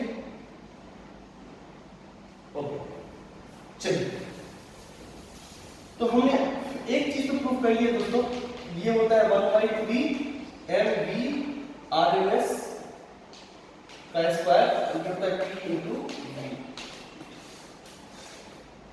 ओके, अब देखते हैं दोस्तों टोटल एनर्जी। अगर टोटल एनर्जी इस गैस के पास अगर देखा जाए तो क्या kinetic energy plus potential energy होगा, और पोटेंशियल एनर्जी में भी चीज तो 0 हो जाएगा पोटेंशियल की वजह से, और काइनेटिक एनर्जी में क्या हो जाएगा, तो हाफ, कौन सी काइनेटिक एनर्जी बोलिए, कौन सी काइनेटिक एनर्जी, तो ट्रांसलेशन काइनेटिक एनर्जी वो कितना हो जाएगा, अगर एक पार्टिकल का देखा जाए तो कितना होगा, m v स्क्वायर, एक पार्टिकल का टोटल एनर्जी कितना होगा, हाफ mv स्क्वायर। अरे बोलो, तो इस टोटल एनर्जी को हम लोग कई दफा बुकों में आपको काइनेटिक एनर्जी k के ऐसे भी आपको मिलेगा, ये छोटा k है क्योंकि एक का है, तो 1/2 mv स्क्वायर। ओके, अगर हम टोटल काइनेटिक एनर्जी की बात करें तो क्या इस, अब इसको कैपिटल के से नोट करेंगे, तो क्या उसको k1 प्लस k2 सभी को जोड़ दें, स्केलर क्वांटिटी जुड़ेगा ही जुड़ेगा, kn, तो ये k टोटल क्या हो जाएगा दोस्तों, फिर वही बात, half v1 square plus v2 square plus dot dot dot vn square, ठीक है। हम वही काम करेंगे, n ऊपर मल्टीप्लाई करेंगे, n नीचे मल्टीप्लाई करेंगे, तो ये k क्या हो जाएगा दोस्तों, 1/2 ये क्या हो गया टोटल एम और ये इसको क्या लिखते हैं, याद है आपको वी आर एम एस का फॉर्मूला, इसको हम लोग V R M S square भी लिख सकते हैं। ये हो गया total kinetic energy of the system. Is this okay? अब इस वैल्यू को वहां पुट करने के लिए हम क्या करते हैं दोस्तों कि देखिए अगर हम देखें तो पी वी 1/3 आप क्या करिए 2 से मल्टीप्लाई कर दीजिए, 2 से डिवाइड कर दीजिए,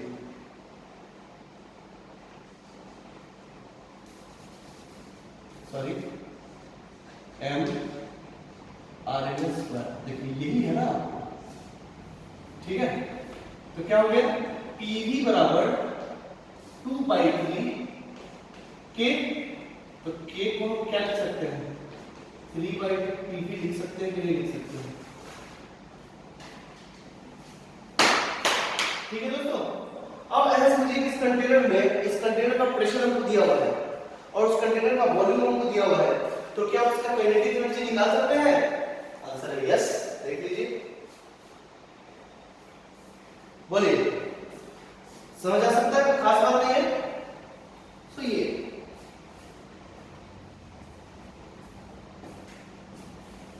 ठीक है।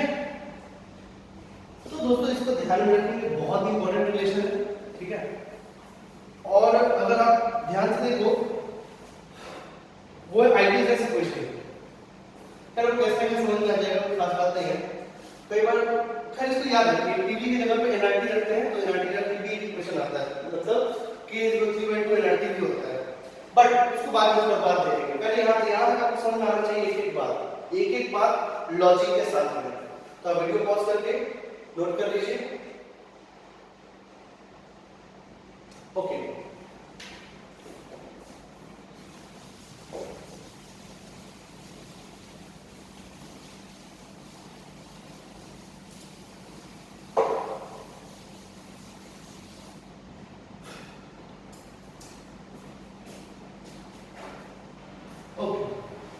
सो दोस्तों अब यहां पे एक चीज देखते हैं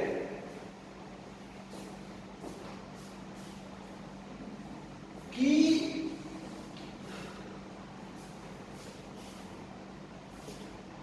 टेम्परेचर को कैसे डिफाइन करते हैं हम लोग। टेम्परेचर जो है उस सिस्टम के अंदर जो गैसेस मॉलिक्यूल है उनके काइनेटिक एनर्जी को रिप्रेजेंट करता है, मतलब temperature is the function of kinetic energy, और उसका मास जो होता है वो तो कांस्टेंट होता है, उसका मास जो होता है वो कांस्टेंट होता है। तो अगर कांस्टेंट होता है और हाफ भी कांस्टेंट, तो के का अगर फंक्शन है तो क्या हम इसको v स्क्वायर का फंक्शन बोल सकते हैं? यस, बिल्कुल, क्यों नहीं बोल सकते। एक फंक्शन अगर काइनेटिक एनर्जी का है तो उसका अल्टीमेटली मतलब तो v स्क्वायर से ही है ना, है कि नहीं? ओके, तो अगर ये फंक्शन v स्क्वायर से है, ऐसे ही डिफाइन करते हैं ना। टेम्परेचर क्या है? तो टेम्परेचर मापक है काइनेटिक एनर्जी ऑफ मॉलिक्यूल का एक गैस कंटेनर के अंदर एक पर्टिकुलर टेम्परेचर पे। यस, तो दोस्तों देखिए, तो इसको ध्यान से देखिए, अगर आप देखें यहां पे तो क्या हम ऐसा बोल सकते हैं कि v square is directly proportional to temperature T। v square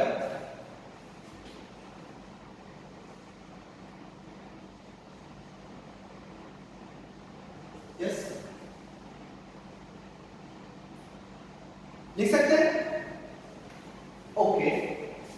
ऐसे ही डिफाइन करते हैं दोस्तों कि टेम्परेचर क्या है, क्यों डिफाइन किया हमने, तो मॉलिक्यूल्स के काइनेटिक एनर्जी को डिफाइन करने के लिए।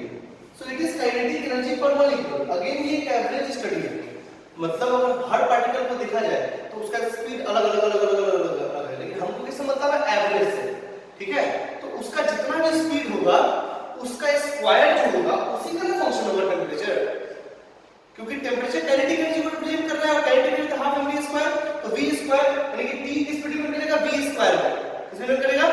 v स्क्वायर में, ओके ओके। तो ये क्या है दोस्तों? v स्क्वायर, ठीक है। और उसमें से भी कौन सा v स्क्वायर? तो आरएमएस, इसको आरएमएस, हमको जो भी मतलब होगा ना दोस्तों ये बात आप याद रखिए, ठीक है। RMS, okay. हम लोगों ने इसको डिफाइन करा है ऐसे, ये डेफिनेशन है, मैंने डिफाइन करा, इसलिए डिफाइन करा क्योंकि हमको टेम्परेचर को हम हर एक पर्टिकुलर कैटेगरी के लिए देख सकते हैं, तो हमको एक ओवरऑल मतलब डिफाइन करना पड़ेगा मैक्रो लेवल पे, जिससे आसानी से उसको पढ़ा जा सके। इसलिए हम क्या डिफाइन करते हैं, टेम्परेचर। तो बच्चों देखो, तो V RMS square is the function of temperature, ऐसे हम ऐसे भी लिख सकते हैं। यहां ध्यान रखिए, एक चीज छोटी सी बात है कि अगर ऐसा केस है तो क्या टेम्परेचर को कांस्टेंट V RMS स्क्वायर भी लिख सकते हैं? बिल्कुल लिख सकते हैं। दूसरा, अब हम लोग ट्रिपल पॉइंट से मतलब होता है। ट्रिपल पॉइंट आपने पढ़ा होगा, ट्रिपल पॉइंट क्या होता है? वो पॉइंट जहां पर तीनों स्टेट में प्रेजेंट होता है और उसका जो डिग्री ऑफ फ्रीडम 0 होता है और बहुत खास पॉइंट है, उसके रेफरेंस से हम कई सारी चीजों को डिफाइन करते हैं, जहां पर प्रेशर, टेम्परेचर और वॉल्यूम, ठीक है, वो सारी चीजें क्या रहती हैं, सेम रहती है। तो अगर ट्रिपल पॉइंट की बात देखें तो ट्रिपल पॉइंट के लिए triple point is equal to C V RMS square होगा कि नहीं होगा दोस्तों? बिल्कुल होगा। तो क्या हम ऐसा ले सकते हैं कि यहां पे जो स्पीड होगा वो VTR होगा, मतलब V RMS C होगा, तो कौन वाला? तो TR वाला। तो दोस्तों हम ऐसा कर सकते हैं कि V RMS का स्क्वायर और V RMS TR का होल स्क्वायर बराबर T upon T triple point. बोलिए दोस्तों, लिख सकते हैं? बिल्कुल लिख सकते हैं। और हम लोग एक ये भी देखें कि P इंटू V बराबर 1/3 m V RMS स्क्वायर। हमने देखा, तो अगर ट्रिपल पॉइंट की बात करें तो ट्रिपल पॉइंट में प्रेशर तो PTR ही होता है ना। अगर सेम कंटेनर को ट्रिपल पॉइंट ऑफ वाटर तक ले लिया गया तो उस तक उसका प्रेशर क्या होगा, ट्रिपल पॉइंट वाला, और वॉल्यूम थोड़ी ना बदलेगा कंटेनर का, तो V है 1/3, और जितना अंदर मास होता है मास वही अंदर चला जाएगा और ये निकल जाएगा, तो मास तो कहीं रहेगा, तो मास का मास हाँ ये बदल जाएगा। तो V RMS और कब बना, ट्रिपल पॉइंट वाला स्क्वायर। अब इसको क्या करिए दोस्तों, रेशियो ले लीजिए। अगर रेशियो ले लें तो मेरे पास क्या जाएगा, P अपॉन PTR बराबर V RMS का स्क्वायर अपॉन V RMS कौन बना, ट्रिपल पॉइंट वाला स्क्वायर, ये आ जाएगा दोस्तों। ओके, ये कंडीशन ठीक है। तो यहां से अच्छा भाई, ठीक है भाई, ठीक है। इस दिस ओके ओके। और ये वाला इसके बराबर है तो ये भी लिख सकते हैं कि T upon T triple point. तो बच्चों ठीक है, इसमें कुछ खास बात नहीं है, माना हुआ बात है जिसको हमको आगे लेके चलना है अपने कंसीडरेशन के हिसाब से, ठीक है। ओके, सो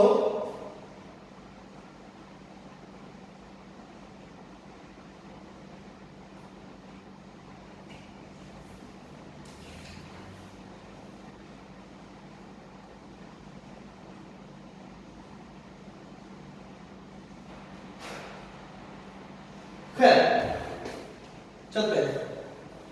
अगर आप ध्यान से देखें दोस्तों तो हम यहां पे जो लिख सकते हैं वो लिख सकते हैं P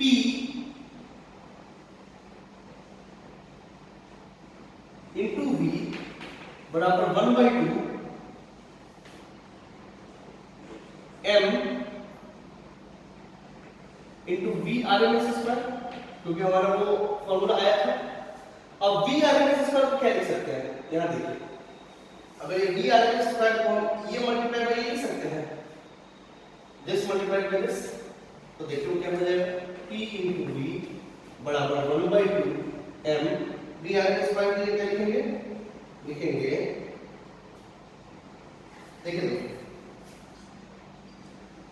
that is T upon VRMS triple point का स्क्वायर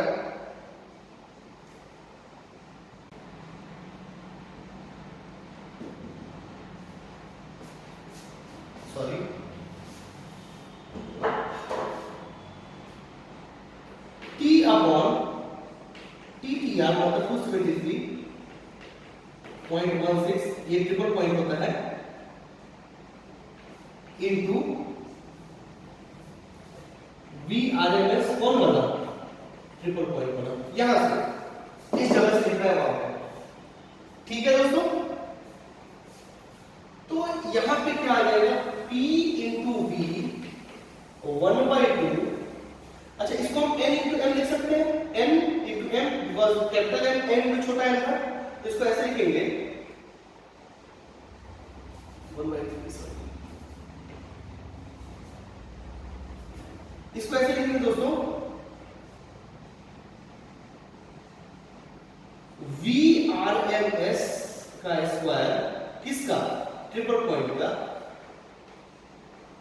अपॉन 273.16 इंटू T। बोलिए दोस्तों, इज दिस ओके? और m को लिखिए तो m इधर अंदर में चला जाएगा। एक मॉलिक्यूल का मास ये, ठीक है दोस्तों। तो ठीक है, और इसको पूरा सजा के इसको हम लिख सकते हैं, वीडियो पॉज करके लिख लीजिएगा। ओके, सो लिख लीजिए। अब दोस्तों देखिए उधर हम क्या लिखे P into V n 1/3 m V RMS triple point का स्क्वायर अपॉन 273.16 ये इंटू T। दोस्तों ये जो है क्या, अच्छा एक बात देखिए, ट्रिपल पॉइंट का एक कांस्टेंट है, आंसर बिल्कुल सही है, कांस्टेंट है। ट्रिपल पॉइंट पे क्या VRMS भी कांस्टेंट होगा, तो आंसर बिल्कुल होगा, वो आप दोस्तों यहां से निकाल सकते हैं। देखिए एक यहां देखिए P अपॉन PTR और T अपॉन ये TR, यहां से PTR और TTR में P और T में रिलेशन आएगा, उससे VRMS। मेरा कहने का मतलब ये है, ऐसा देखें, मोटा मोटी बात समझिए, मोटा मोटी बात समझने वाली बात ये है कि अगर ट्रिपल पॉइंट अगर कांस्टेंट है तो उसका PTR भी कांस्टेंट है, और PTR अगर कांस्टेंट है ऐसे जैसे PTR जैसे ट्रिपल पॉइंट एक कांस्टेंट है जिसका डिग्री ऑफ फ्रीडम 0 है, वो एक पर्टिकुलर टेंपरेचर और पर्टिकुलर प्रेशर पे होता है, इसको ट्रिपल पॉइंट प्रेशर और ट्रिपल पॉइंट टेंपरेचर बोलते हैं। तो अगर ये दोनों कांस्टेंट है और टेंपरेचर मापक है उसके काइनेटिक एनर्जी का, तो क्या VTR भी कांस्टेंट होगा, मतलब VRMS ट्रिपल पॉइंट पे भी कांस्टेंट होगा? जी हां दोस्तों, बिल्कुल कांस्टेंट होगा। ठीक है, तो आपको नहीं लगता कि VRMS ट्रिपल पॉइंट कांस्टेंट है, 273.16 कांस्टेंट है, और एक मॉलिक्यूल का मास m है, और ये 1/3 कांस्टेंट, ये सारा चीजें कांस्टेंट है, बिल्कुल कांस्टेंट है। और ये निकाला गया था बोल्ट्जमैन के द्वारा, किसके द्वारा? बोल्ट्जमैन के द्वारा। तो हम यहां पे दोस्तों P इंटू V बराबर n इंटू K, जो कि बोल्ट्जमैन पॉइंट छोटा के बोल्ट्जमैन कांस्टेंट बोलते हैं इसको T। ये है दोस्तों, ये है बोल्ट्जमैन कांस्टेंट। ये क्या है?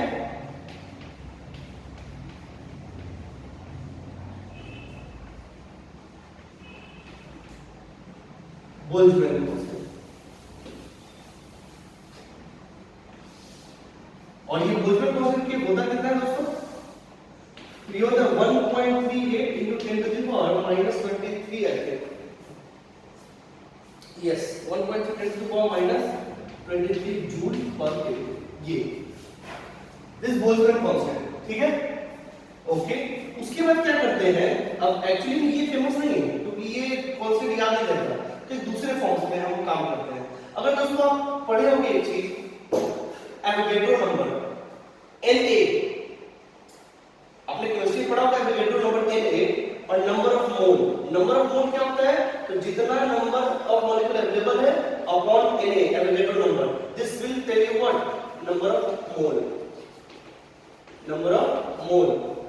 तो दोस्तों यहां पे हम देखेंगे P इंटू V बराबर N, आपको क्या करना है, एक Na से डिवाइड करना है और एक Na से मल्टीप्लाई करना है, Na into K into T।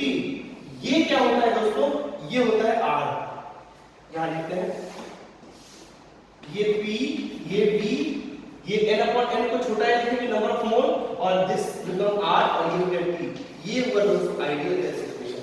This R is for what, universal gas constant, universal gas constant. ठीक है, एक मॉलिक्यूल का देखो यहां से कांस्टेंट है तो ये तो हमेशा सभी गैस के लिए कांस्टेंट होगा ना, तो अगर सभी गैस के कांस्टेंट होगा तो R जो आएगा वो भी हर, और ये देखिए K कांस्टेंट है, N भी कांस्टेंट ही है, इसको सारे गैस के लिए सेम रहता है, इसे तो यूनिवर्सल गैस कांस्टेंट बोलते हैं। और इसका वैल्यू आता है 8.314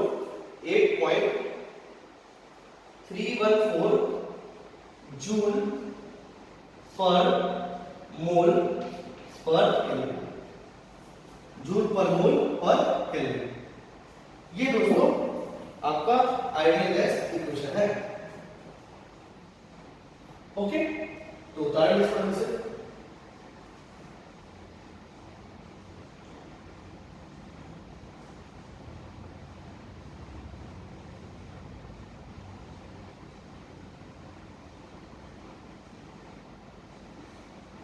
ओके, सो पॉज करके आप लिख सकते हैं। तो हम लोग आज कहां तक पहुंच गए, हम लोग आज पहुंच गए आपको PV equal to nRT।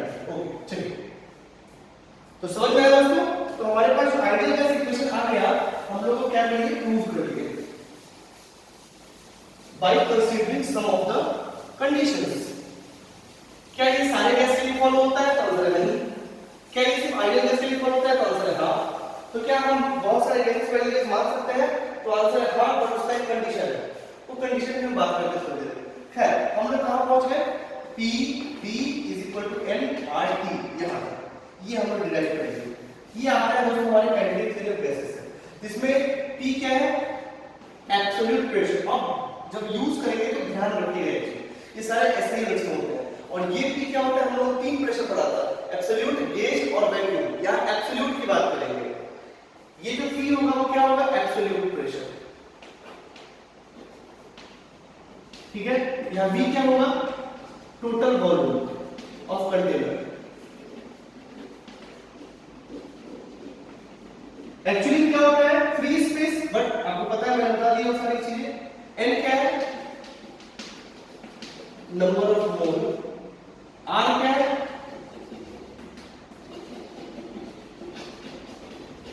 Universal gas constant, ठीक है। और T क्या है, एब्सोल्यूट टेम्परेचर, मतलब केल्विन स्केल, एब्सोल्यूट टेम्परेचर। जहां भी एब्सोल्यूट लिखा होता है वो केल्विन टेम्परेचर होता है, ठीक है ना, केल्विन में। और जहां भी एब्सोल्यूट प्रेशर होगा वो 0 से मेजर करते हैं, ठीक है ना, हम बता चुके हैं इसके बारे में। ये किसका होगा, केल्विन में। ये दोस्तों बात आप बहुत ही किसी परिस्थिति में आपको ये चीजें याद होनी चाहिए बेसिक्स के साथ में। Is this okay? Okay, now other form of ideal gas equation। अब इसी को मैनिपुलेट करके कैसे लिखते हैं। सबसे पहले तो पीवी बराबर एनआरटी का आपने पढ़ा, एनआरटी। दूसरा क्या होता है, P V is equal to, हम क्या करते हैं, एन इंटू एम। ये होता है molecular mass of the gas, 0, m not. इसको m नॉट लिखेंगे। m नॉट क्या होता है, अगर आपको कहीं पूछ ले, m नॉट मॉलिक्यूलर मास, जैसे हाइड्रोजन का होता है 2, हीलियम का होता है 4 ग्राम, एक मोल में जितना मास है, तो उसको मॉलिक्यूलर मास हो जाएगा। ये याद रखें, mo that is molecular mass,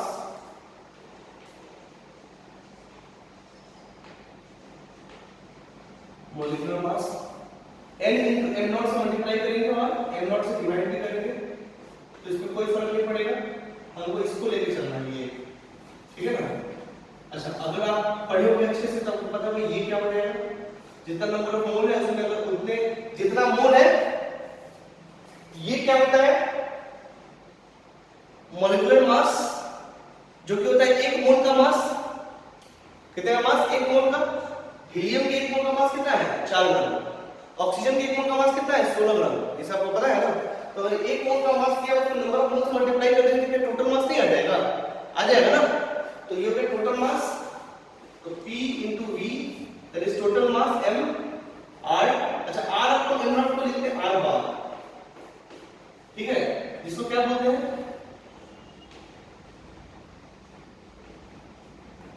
characteristic gas constant. Characteristic gas constant यानी हर गैस का अलग होगा, R बाई M, M हर किसी का अलग होगा, हीलियम का अलग होगा, ऑक्सीजन का अलग होगा, तो सबका R भी अलग होगा। That is why it is not universal gas constant. R bar universal gas constant नहीं है, ये कैरेक्टरिस्टिक गैस कांस्टेंट, जिस गैस का उसकी कांस्टेंट होगा, ठीक है। ओके, अच्छा, कई बार आप देखोगे किताबों में ये भी करते हैं, बड़ा मास है या छोटा मास निकाला जाता है। इसका मतलब कि एक मॉलिक्यूल का मास है, आंसर नहीं है, ये टोटल मास है। तो कई बुकों में लिखा रहेगा, अब गड़बड़ाइएगा नहीं, ठीक है, वो लिखने के बाद फिर समझेंगे क्या ये टोटल मास, ये जो है वो टोटल मास है। कई बुकों में लिखा ये मिलेगा, बट समझेंगे हम लोग यही, ठीक है ना, कि PV इक्वल टू MRT। ये दूसरा कि P इज इक्वल टू यहां पे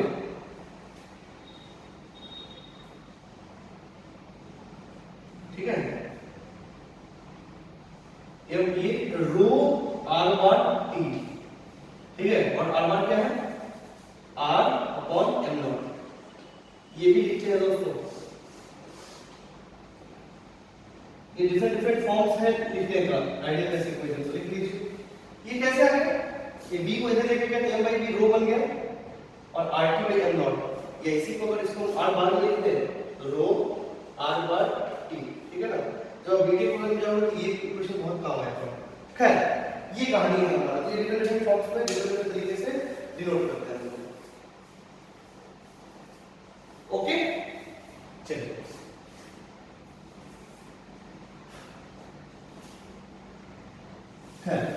चलिए अब हम थोड़ा चर्चा ऑन वेलोसिटी करते हैं।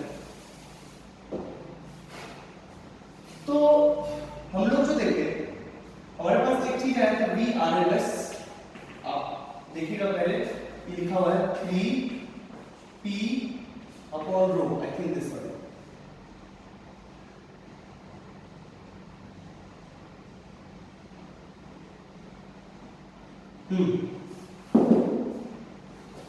ठीक है, अरे आपको याद नहीं है VPV is equal to 1/3K, नहीं 2/3K मतलब 1/3 ये M VRMS का ये बड़े थे ना, तो ये आएगा 3P, ये V अपॉन M तो 1/रो हो जाएगा, ये ठीक है। ये आपने पढ़ा था पहले, हमने आपको उसी समय लिखवा दिया था, ये पूरे बातें पढ़ेंगे यहाँ आ गए, ठीक है। ओके, अब देखिए हमारे पास एक रिलेशन है कि P तो रोटी, तो P अपॉन रो, तो क्या हम RT अपॉन M नॉट लिख सकते हैं? हाँ, तो लिख लीजिए। तो VRMS को और क्या लिख सकते हैं? 3RT upon M not. ये बहुत इंपॉर्टेंट है, ये बहुत इंपॉर्टेंट है दोस्तों, बहुत इंपॉर्टेंट है, ठीक है ना। और भी बातें समझते हैं, ठीक है। देखिए इसको लिख लीजिएगा, वीडियो पॉज करके, तो सारी चीजों को बहुत इंपॉर्टेंट है सर। ओके,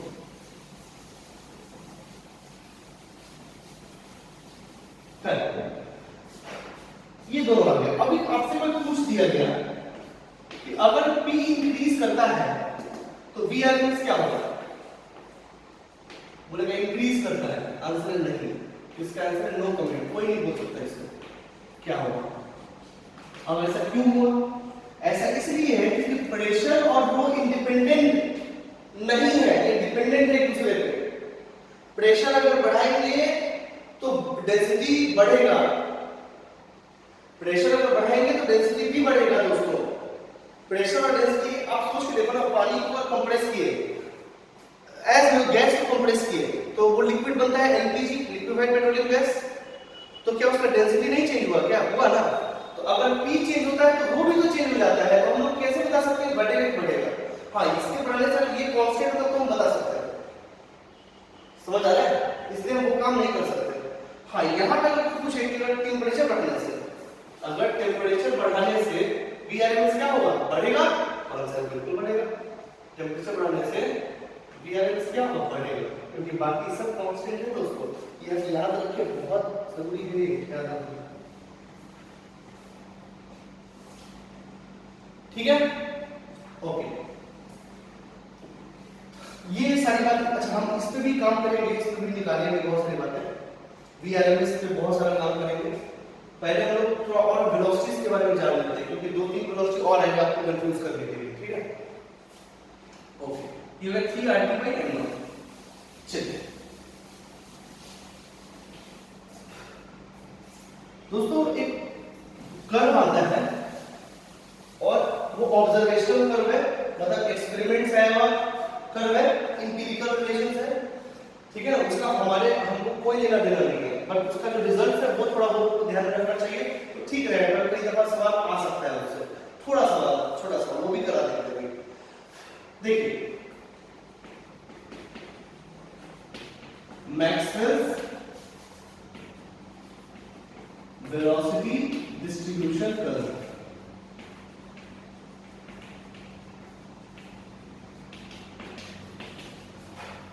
ये क्या है? तो देखिए दोस्तों, ये अगर v है और ये dn/dv है। दोस्तों आपको याद होगा, स्पेक्ट्रल एमिसिव पावर कुछ करके पढ़े थे, ये वही है। ये क्या है? dn क्या है? वो मॉलिक्यूल, समझिएगा, थोड़ा कष्ट होता है। वो मॉलिक्यूल जिसका वेलोसिटी v और v प्लस dv है। फिर समझिएगा,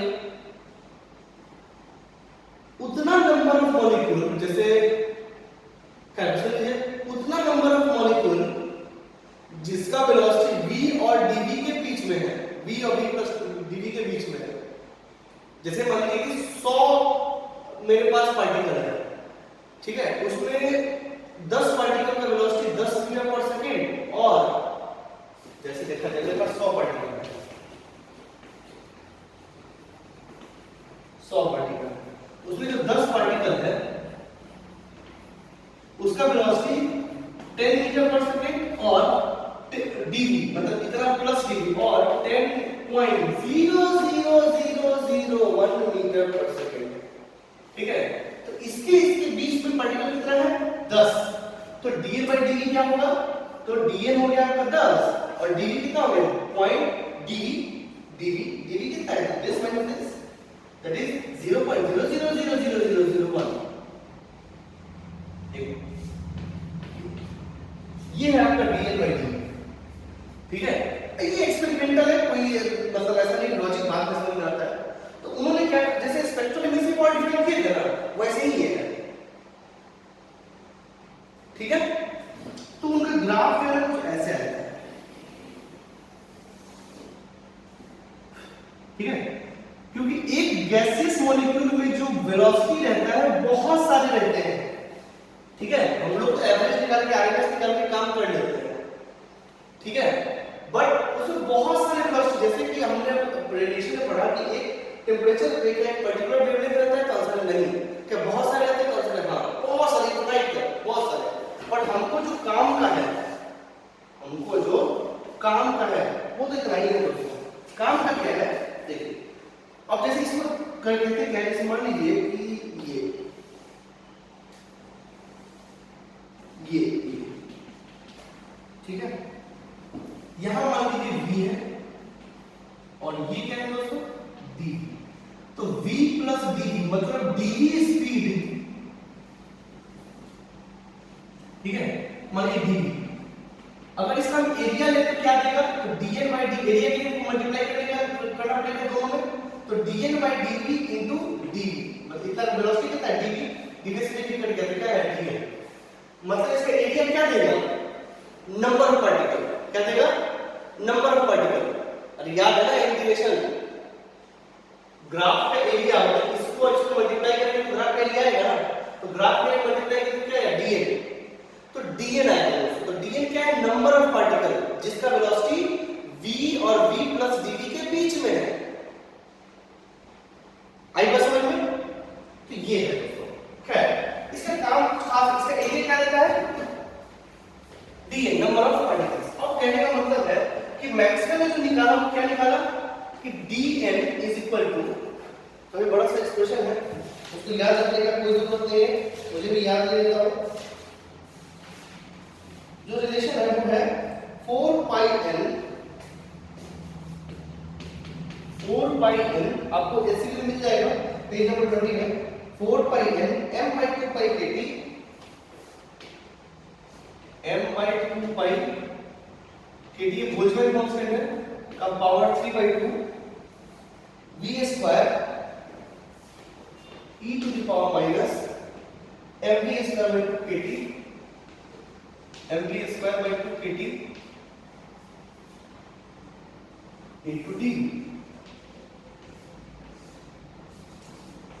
d, ये कोई मतलब नहीं है इस इक्वेशन से, कोई लेना देना नहीं है, खाली इसका रिजल्ट याद रखेंगे।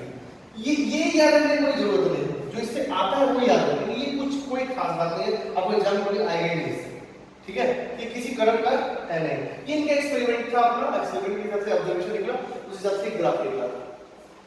खैर बात तो ये ओके। अब कहने का मतलब है इससे जो है हमको मैक्सिमम स्पीड निकालना है, ठीक है, यानी कि देखिए क्या क्या निकालना मैं बताऊं आपको। एक तो मेरे पास क्या क्या है, पहले आ चुका है v rms, that is root under 3RT by m0, ये तो हम निकाल चुके हैं, ठीक। दूसरा एक जो हम इंपॉर्टेंट वेलोसिटी है वो ये है vm, ठीक है, ये vm क्या है, जैसे वहां लैम्डा m था, लैम्डा m वो लैम्डा था जिसका स्पेक्ट्रल एमिसिव पावर सबसे ज्यादा था, मतलब सबसे ज्यादा जो एमिशन होता था वो उसी वेवलेंथ का होता था।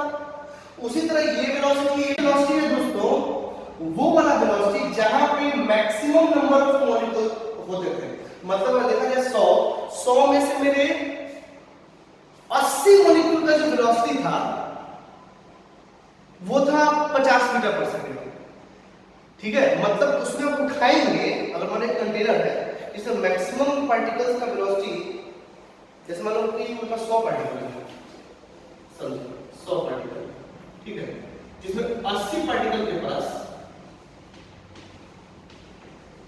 80 मीटर 50 मीटर पर सेकंड जो भी है, ठीक। अब एक कंटेनर में पार्टिकल रखे हैं ये वाले, ठीक है ना, अब इसमें से हम उठाएं एक, तो मैक्सिमम प्रोबेबिलिटी किस वेलोसिटी का है, जैसे मान लीजिए कि हम 80 पार्टिकल कितना है, 10 पार्टिकल 60 पे है, 10 पार्टिकल 60 मीटर पर सेकंड पे है, और 10 पार्टिकल जो है वो है 90 मीटर पर सेकंड पे, ऐसा।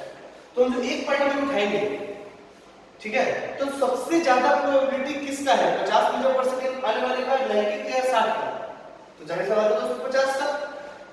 सबसे ज्यादा प्रोबेबिलिटी किसका है कि मेरे हाथ में किसका कौन सा पार्टिकल होगा जिसका स्पीड क्या होगा 50 मीटर पर सेकंड, ठीक है।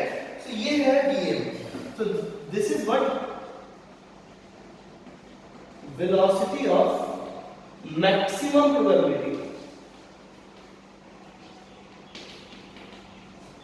maximum probability, is this okay? यहां पे आप dv लीजिए तो dm, और ये जाएगा the velocity for maximum number of particles,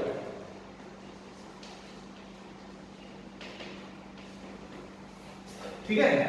तो हमको क्या करना पड़ेगा, अगर मान लो दोस्तों ये समझाने के लिए था, आप चाहे वीडियो पॉज में समझ सकते हैं, ओके। अगर आपको मैक्सिमाइज करना है, किसको मैक्सिमाइज करना है, एन को। किसके रिस्पेक्ट में, v के रिस्पेक्ट में। n को मैक्सिमाइज करना है v के रिस्पेक्ट में। तो आपको करना कुछ नहीं है, आपको क्या करना है कि dn/dv करना है। क्या करना है आपको, dn/dv करना और 0 पुट कर देना। आपको मैक्सिमाइज मिनिमाइज याद है दोस्तों आपको, ठीक है। आपको क्या करना है, मैक्सिमाइज मिनिमाइज। आप यहाँ पे dn/dv करोगे और उसको 0 पुट करोगे तो एक v आएगा, ठीक है ना, जिसको हम vm बोलेंगे। तो दोस्तों vm आएगा आपका 2RT/m0।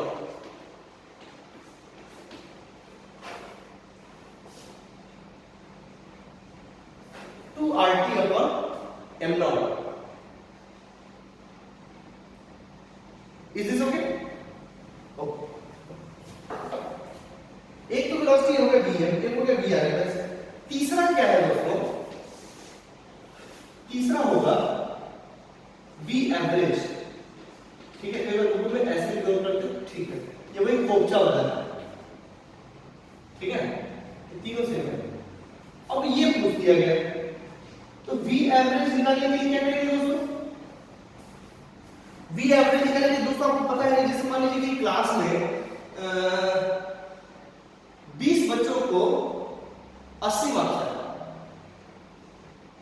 और 10 बच्चों को 90 मार्क्स आए। तो अगर इसका एवरेज करेंगे तो क्या करते हैं, 20 × 80 प्लस 10 × 90 डिवाइडेड बाय 30, यही होगा ना एवरेज, ठीक है। तो इसमें देखें, इसमें dn पार्टिकल का वेलोसिटी क्या है, v। dn पार्टिकल का वेलोसिटी क्या है, v। तो दोस्तों यहां पर हम क्या करेंगे, v कितने पार्टिकल का है, dn और अपॉन dn, यही होगा ना। यही से आप dn रख के इंटीग्रेट करेंगे तो आपको जो v आता है वो आता है √8/π RT/m0। ये आता है दोस्तों तीन वेलोसिटी, एक है एवरेज, एक है आरएमएस, एक है वेलोसिटी ऑफ मैक्सिमम प्रोबेबिलिटी, ठीक है। तो इसमें अब दिमाग लगाने वाला बात क्या है कि कौन ज्यादा है।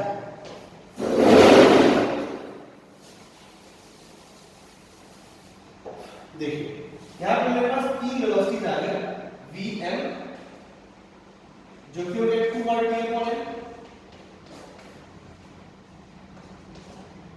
एक हो गया आपको v rms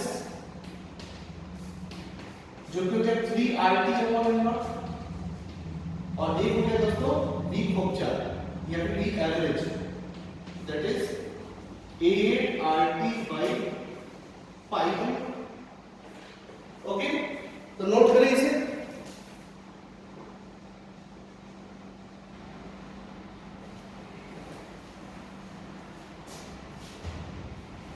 ये दोस्तों आएगा, अगर आप देखें तो मुझे RT/√RT तो सभी में कांस्टेंट है। ये क्या है, √2 मतलब 1.414, और ये क्या है, √3 मतलब 1.732 RT/m0, और ये क्या है 8/π।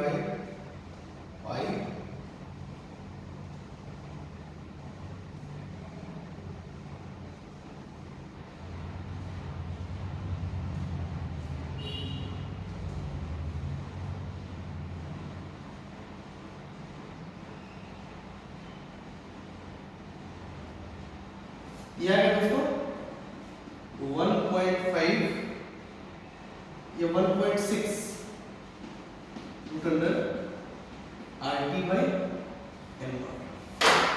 ठीक है। अब इसमें सवाल क्या पूछा जा सकता है, सवाल ये कौन सबसे ज्यादा है दोस्तों, VRMS सबसे ज्यादा है, और दोनों के बीच में कौन है, तो ये V एवरेज, और सबसे कम कौन सा है, तो V ऑफ मैक्सिमम प्रोबेबिलिटी। ये दोस्तों बहुत इंपॉर्टेंट है, इसे याद रखिए, ये काम का चीज है, ठीक है। तो इसको रिप्रेजेंट कैसे करेंगे दोस्तों, तो रिप्रेजेंट करेंगे यहां पे तो ये VM है। अब देखो एक होगा कौन सा, V एवरेज, ये V RMS मान लीजिए, V RMS, इसको आप लिख ही लिए होंगे। एक दूसरा ग्राफ बना के आप ये लिख लीजिएगा, ये VRMS और VRMS और इन दोनों के बीच में अगर VM जो है वो सबसे कम है तो VM पहले आएगा, फिर उसके बाद V average आएगा, फिर VRMS, मतलब यहाँ से कहीं ना कहीं ये V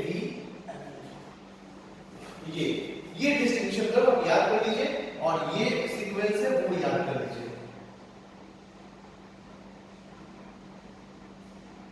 ओके, और मेरे लिए काम है कि सबसे ज्यादा कैलकुलेशन होगा कौन सा है, ये वाला।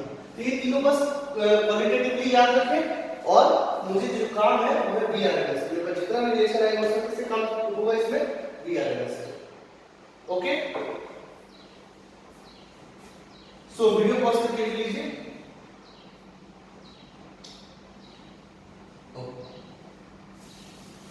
सो मैथमेटिक्स सबसे ज्यादा VRMS, अब आज के बाद से हम सिर्फ और सिर्फ VRMS पर ही कर रहे हैं।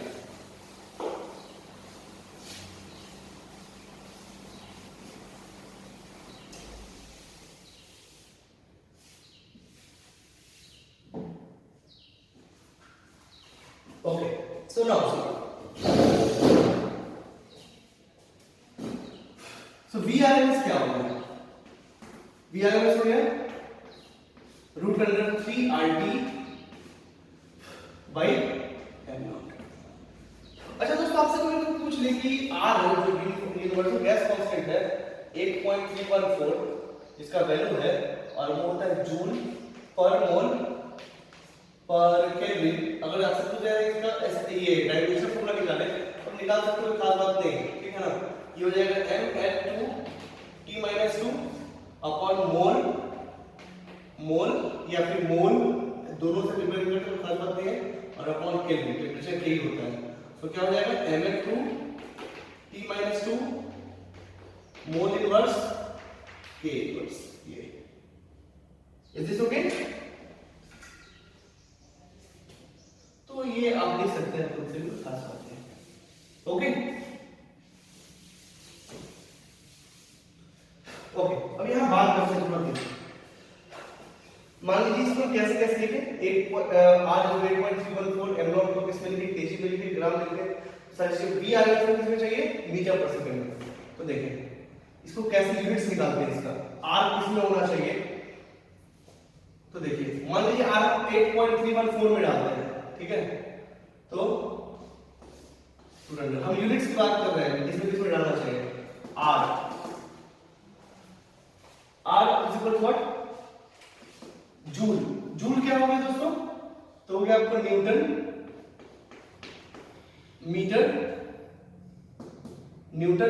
अपॉन जूल पर मोल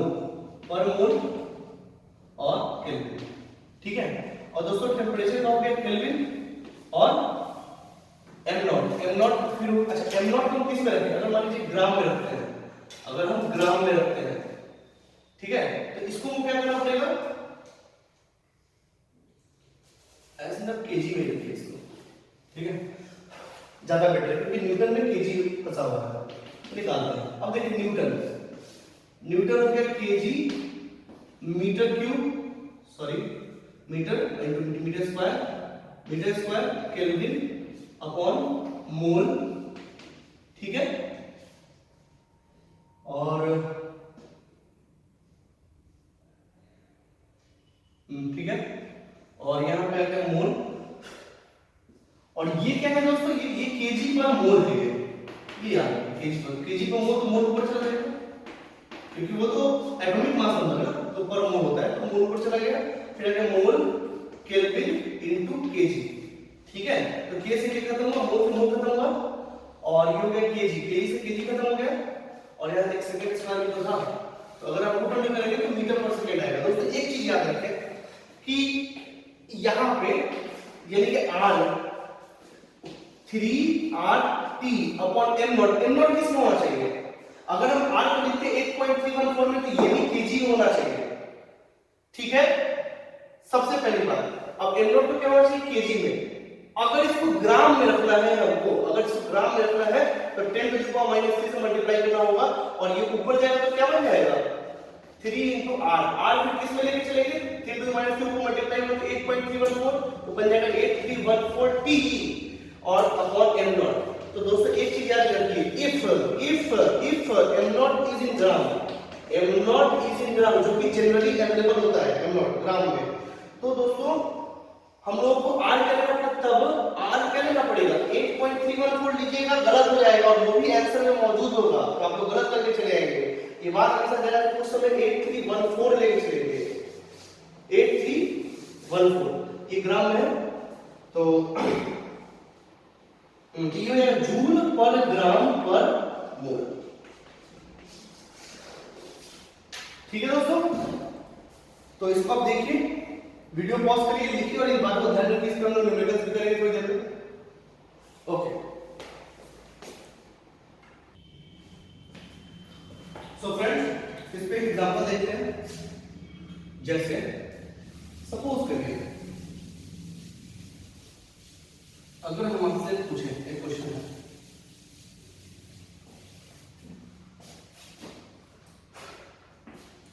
कि ऑक्सीजन मॉलिक्यूल एट 300 केल्विन पे है तो उसका VRMS क्या होगा? क्वेश्चन ये है। तो हमको पता है कि ऑक्सीजन मॉलिक्यूल O2 में होता है और इसका मॉलिक्यूलर वेट क्या होगा? 32 ग्राम, ठीक है, और इसका VRMS निकालना है तो क्या होगा? Root under 3RT। अब R किसमें लेंगे? 8314 into 300 3RT upon K upon M naught आप ले सकते हैं 32 ग्राम में। अब आप यूज करिए, नहीं तो आपको ध्यान रखना है कि VRMS अगर 3 इंटू अगर ये 8.314 रखना है इंटू 300 तो हमको दोस्तों m नॉट को kg में रखना पड़ेगा, तो वो है 0.032। तो आप चाहे ये कर ले चाहे ये कर ले, बात बराबर है, ठीक है। इसको कैलकुलेट करें, 8314 इंटू 300 इंटू 3 डिवाइडेड बाय 32, ये आ गया दोस्तों 2.34 into 10 to the power 3 metre पर सेकेंड। ओके, नहीं सॉरी, तो हम कितना करेंगे? हाँ, दैट इज 483.56 मीटर पर सेकेंड। ये देखिए कितना ज्यादा स्पीड है इसका।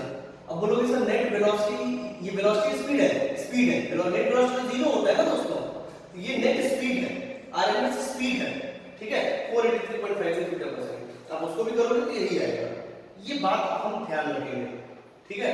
अब चाहे किसी का भी आ जाए, मतलब ऑक्सीजन का आगे हीलियम का आता तो भी यही करते हैं, वो उसके जगह हीलियम का 4 ग्राम लेते हैं, 4 ग्राम पर से निकालते हैं। तो दोस्तों इसी तरीके से हम निकालेंगे। Is this okay? So लिख डालें।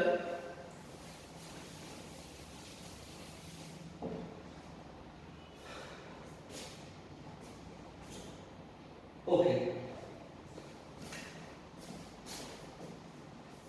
दूसरा सवाल देखिए इसमें। एक चीज दोस्तों और याद रखें, जैसे मान लो कि ये है, मतलब ये 300 के दोनों एक ही टेम्परेचर पर रखा हुआ है, ये है हीलियम और ये है O2, दोनों एक ही टेम्परेचर पे, ये भी है 300 केल्विन पे और ये भी है 300 केल्विन पे, ठीक है। इन दोनों का क्या बराबर होगा? काइनेटिक एनर्जी, मतलब जितना काइनेटिक एनर्जी इसका होगा, इसके मॉलिक्यूल का mass into suppose if it is BO square, ये आरएमएस है ना, इज इक्वल टू 1/2 mHe और BHe, ये दोनों बराबर होगा। इसके वेलोसिटीज बराबर नहीं होंगे, इसका क्या बराबर होगा? m नॉट बराबर होगा, याद रखिए। अगर हम आपसे पूछें इसमें कि बताए वेलोसिटी RMS किसका? O2 का अपॉन वेलोसिटी RMS He का, क्या होगा? ये क्या होगा? तो दोस्तों कैसे निकालेंगे? दोनों काइनेटिक एनर्जी सेम है, ठीक है। हम क्या करेंगे, अगर आप ये दोनों बराबर है तो हाफ कट जाएगा और MO2 अपॉन, अरे भाई ये रिलेशन लिख के ये काट के MO2 अपॉन ये आ जाएगा MHE, ठीक है, और इसका रूट अंडर करना पड़ेगा, तब जाके आपको क्या आ जाएगा VRMS HE upon VRMS O2, ये आ जाएगा। तो आप क्या करो, इसका लिख डालो,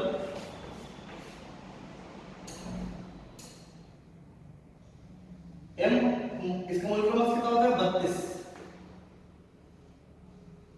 जितना भी मौजूद हो मोलिकुलर मास में जितना मास अवेलेबल है ऐसा करें।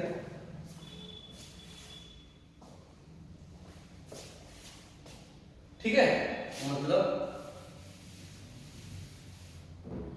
इसमें जितना मास दिया होगा उसका डिवाइड करेंगे उससे, उसका रूट अंडर निकालेंगे, वही उसका आंसर होगा। ठीक है, अगर सपोज करिए यहां पे ये भी 1 मोल है और ये भी 1 मोल है, ठीक है, ये भी 1 मोल है, ये भी 1 मोल है, ठीक है, दोनों वहां पे मौजूद है। तो दोस्तों यहां पे क्या लिखेंगे, रूट अंडर, अगर ऐसा है मौजूद तो लिख लेंगे रूट अंडर। अब 1 मोल उसका मास कितना मोल होगा, that is 32 gram upon 4 gram equal to V RMS of He upon V RMS of O2, हो जाएगा 4 के 32 root under 8 root under 8 V RMS He upon V RMS O2, ये आपको ऐसे निकालने के लिए पूछा जा सकता है। ओके,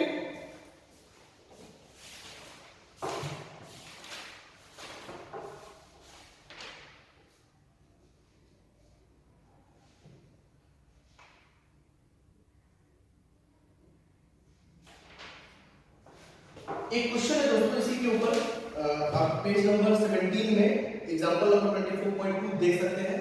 उसमें है if the RMS speed of nitrogen molecule is 490 metre per second, वो दिया हुआ है एट 273 केल्विन, मतलब 0 डिग्री सेंटीग्रेड पे, find the RMS speed of hydrogen molecule at same temperature. RMS speed निकालना है हाइड्रोजन का, ठीक है। अब देखें the molecular weight of nitrogen is 28 gram, इसका सॉल्यूशन देख सकते हैं, 28 gram per mole and hydrogen is 2 gram per mole. Let M1 and M2 be the masses of V1 and V2. Sir क्या करेंगे, देखिए मैं आपको समझाता हूँ, देखें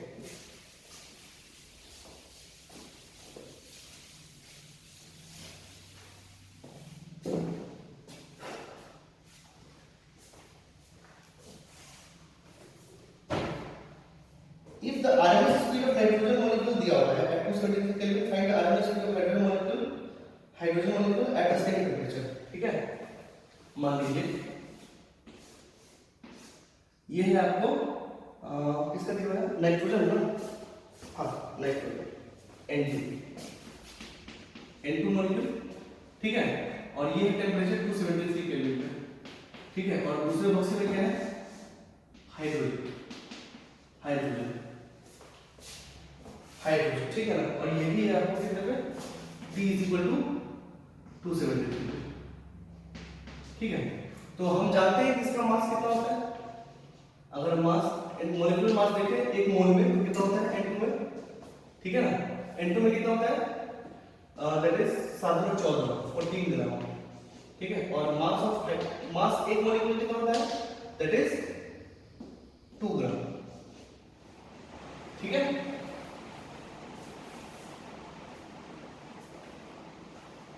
नहीं N2 का 28 होता है, 714 एक हो गया 28, ये ठीक है। ये दोस्तों आपको दिया हुआ है, ठीक है ना। हम लोग जो भी कैलकुलेशंस करेंगे किसके लिए, 1 मोल के लिए, किसके लिए 1 मोल के लिए, तो उस 1 मोल में कितना ग्राम है 28 ग्राम, और ये कितना है 2 ग्राम, ठीक है। तो हमको पता है एक चीज, हाफ m n2 और v n2 का स्क्वायर बराबर 1/2 m O2 into v sorry h2 ना, h2 और v h2 का स्क्वायर, ये दोनों RMS स्पीड है, ठीक है ना। अब इसका निकालो रेशियो, ये खत्म और MN2 अपॉन MH2 बराबर क्या हो गया VH2 का स्क्वायर अपॉन VN2 का स्क्वायर, ये ठीक है ना। तो MN2 कितना हो गया 28 ग्राम।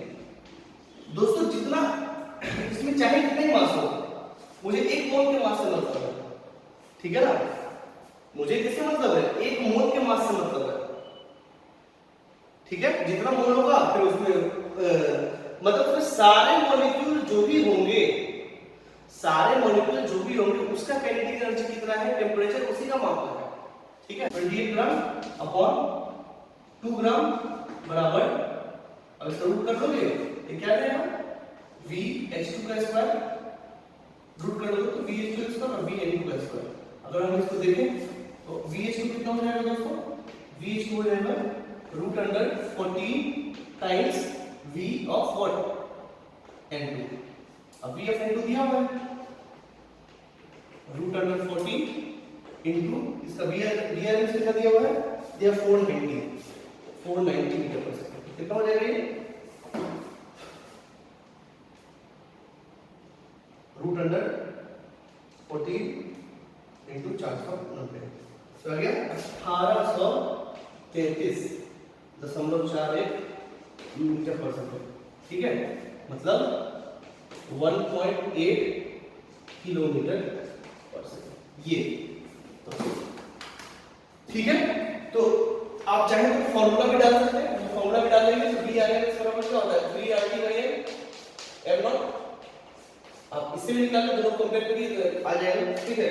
तो यहां से उसको आ जाएगा, इस तरीके से हम निकालेंगे, ठीक है ना। तो अगर टेंपरेचर मान लो कि 10 सब्सटेंस है मेरे पास, 10 एलिमेंट है, हाइड्रोजन है, ऑक्सीजन है, नाइट्रोजन है, ठीक है ना, बहुत सारे जैसे हीलियम है, सभी 300 केल्विन पे, तो सभी का क्या बराबर होगा काइनेटिक एनर्जी, क्या बराबर होगा काइनेटिक एनर्जी, उसके 1 मोल के का काइनेटिक एनर्जी जितना होगा वो सभी का बराबर होगा, यही टेंपरेचर है, ठीक है। तो दोस्तों इन सारी बातों को समझेंगे और फिर इसमें हम लोग आगे सवाल करेंगे, तो इसको आप अच्छे से पढ़ें, बहुत इंपॉर्टेंट लेक्चर है आज का। ओके दोस्तों, तो फिर हम लोग मिलेंगे नेक्स्ट वीडियो में, तब तक के लिए have a nice day and thank you.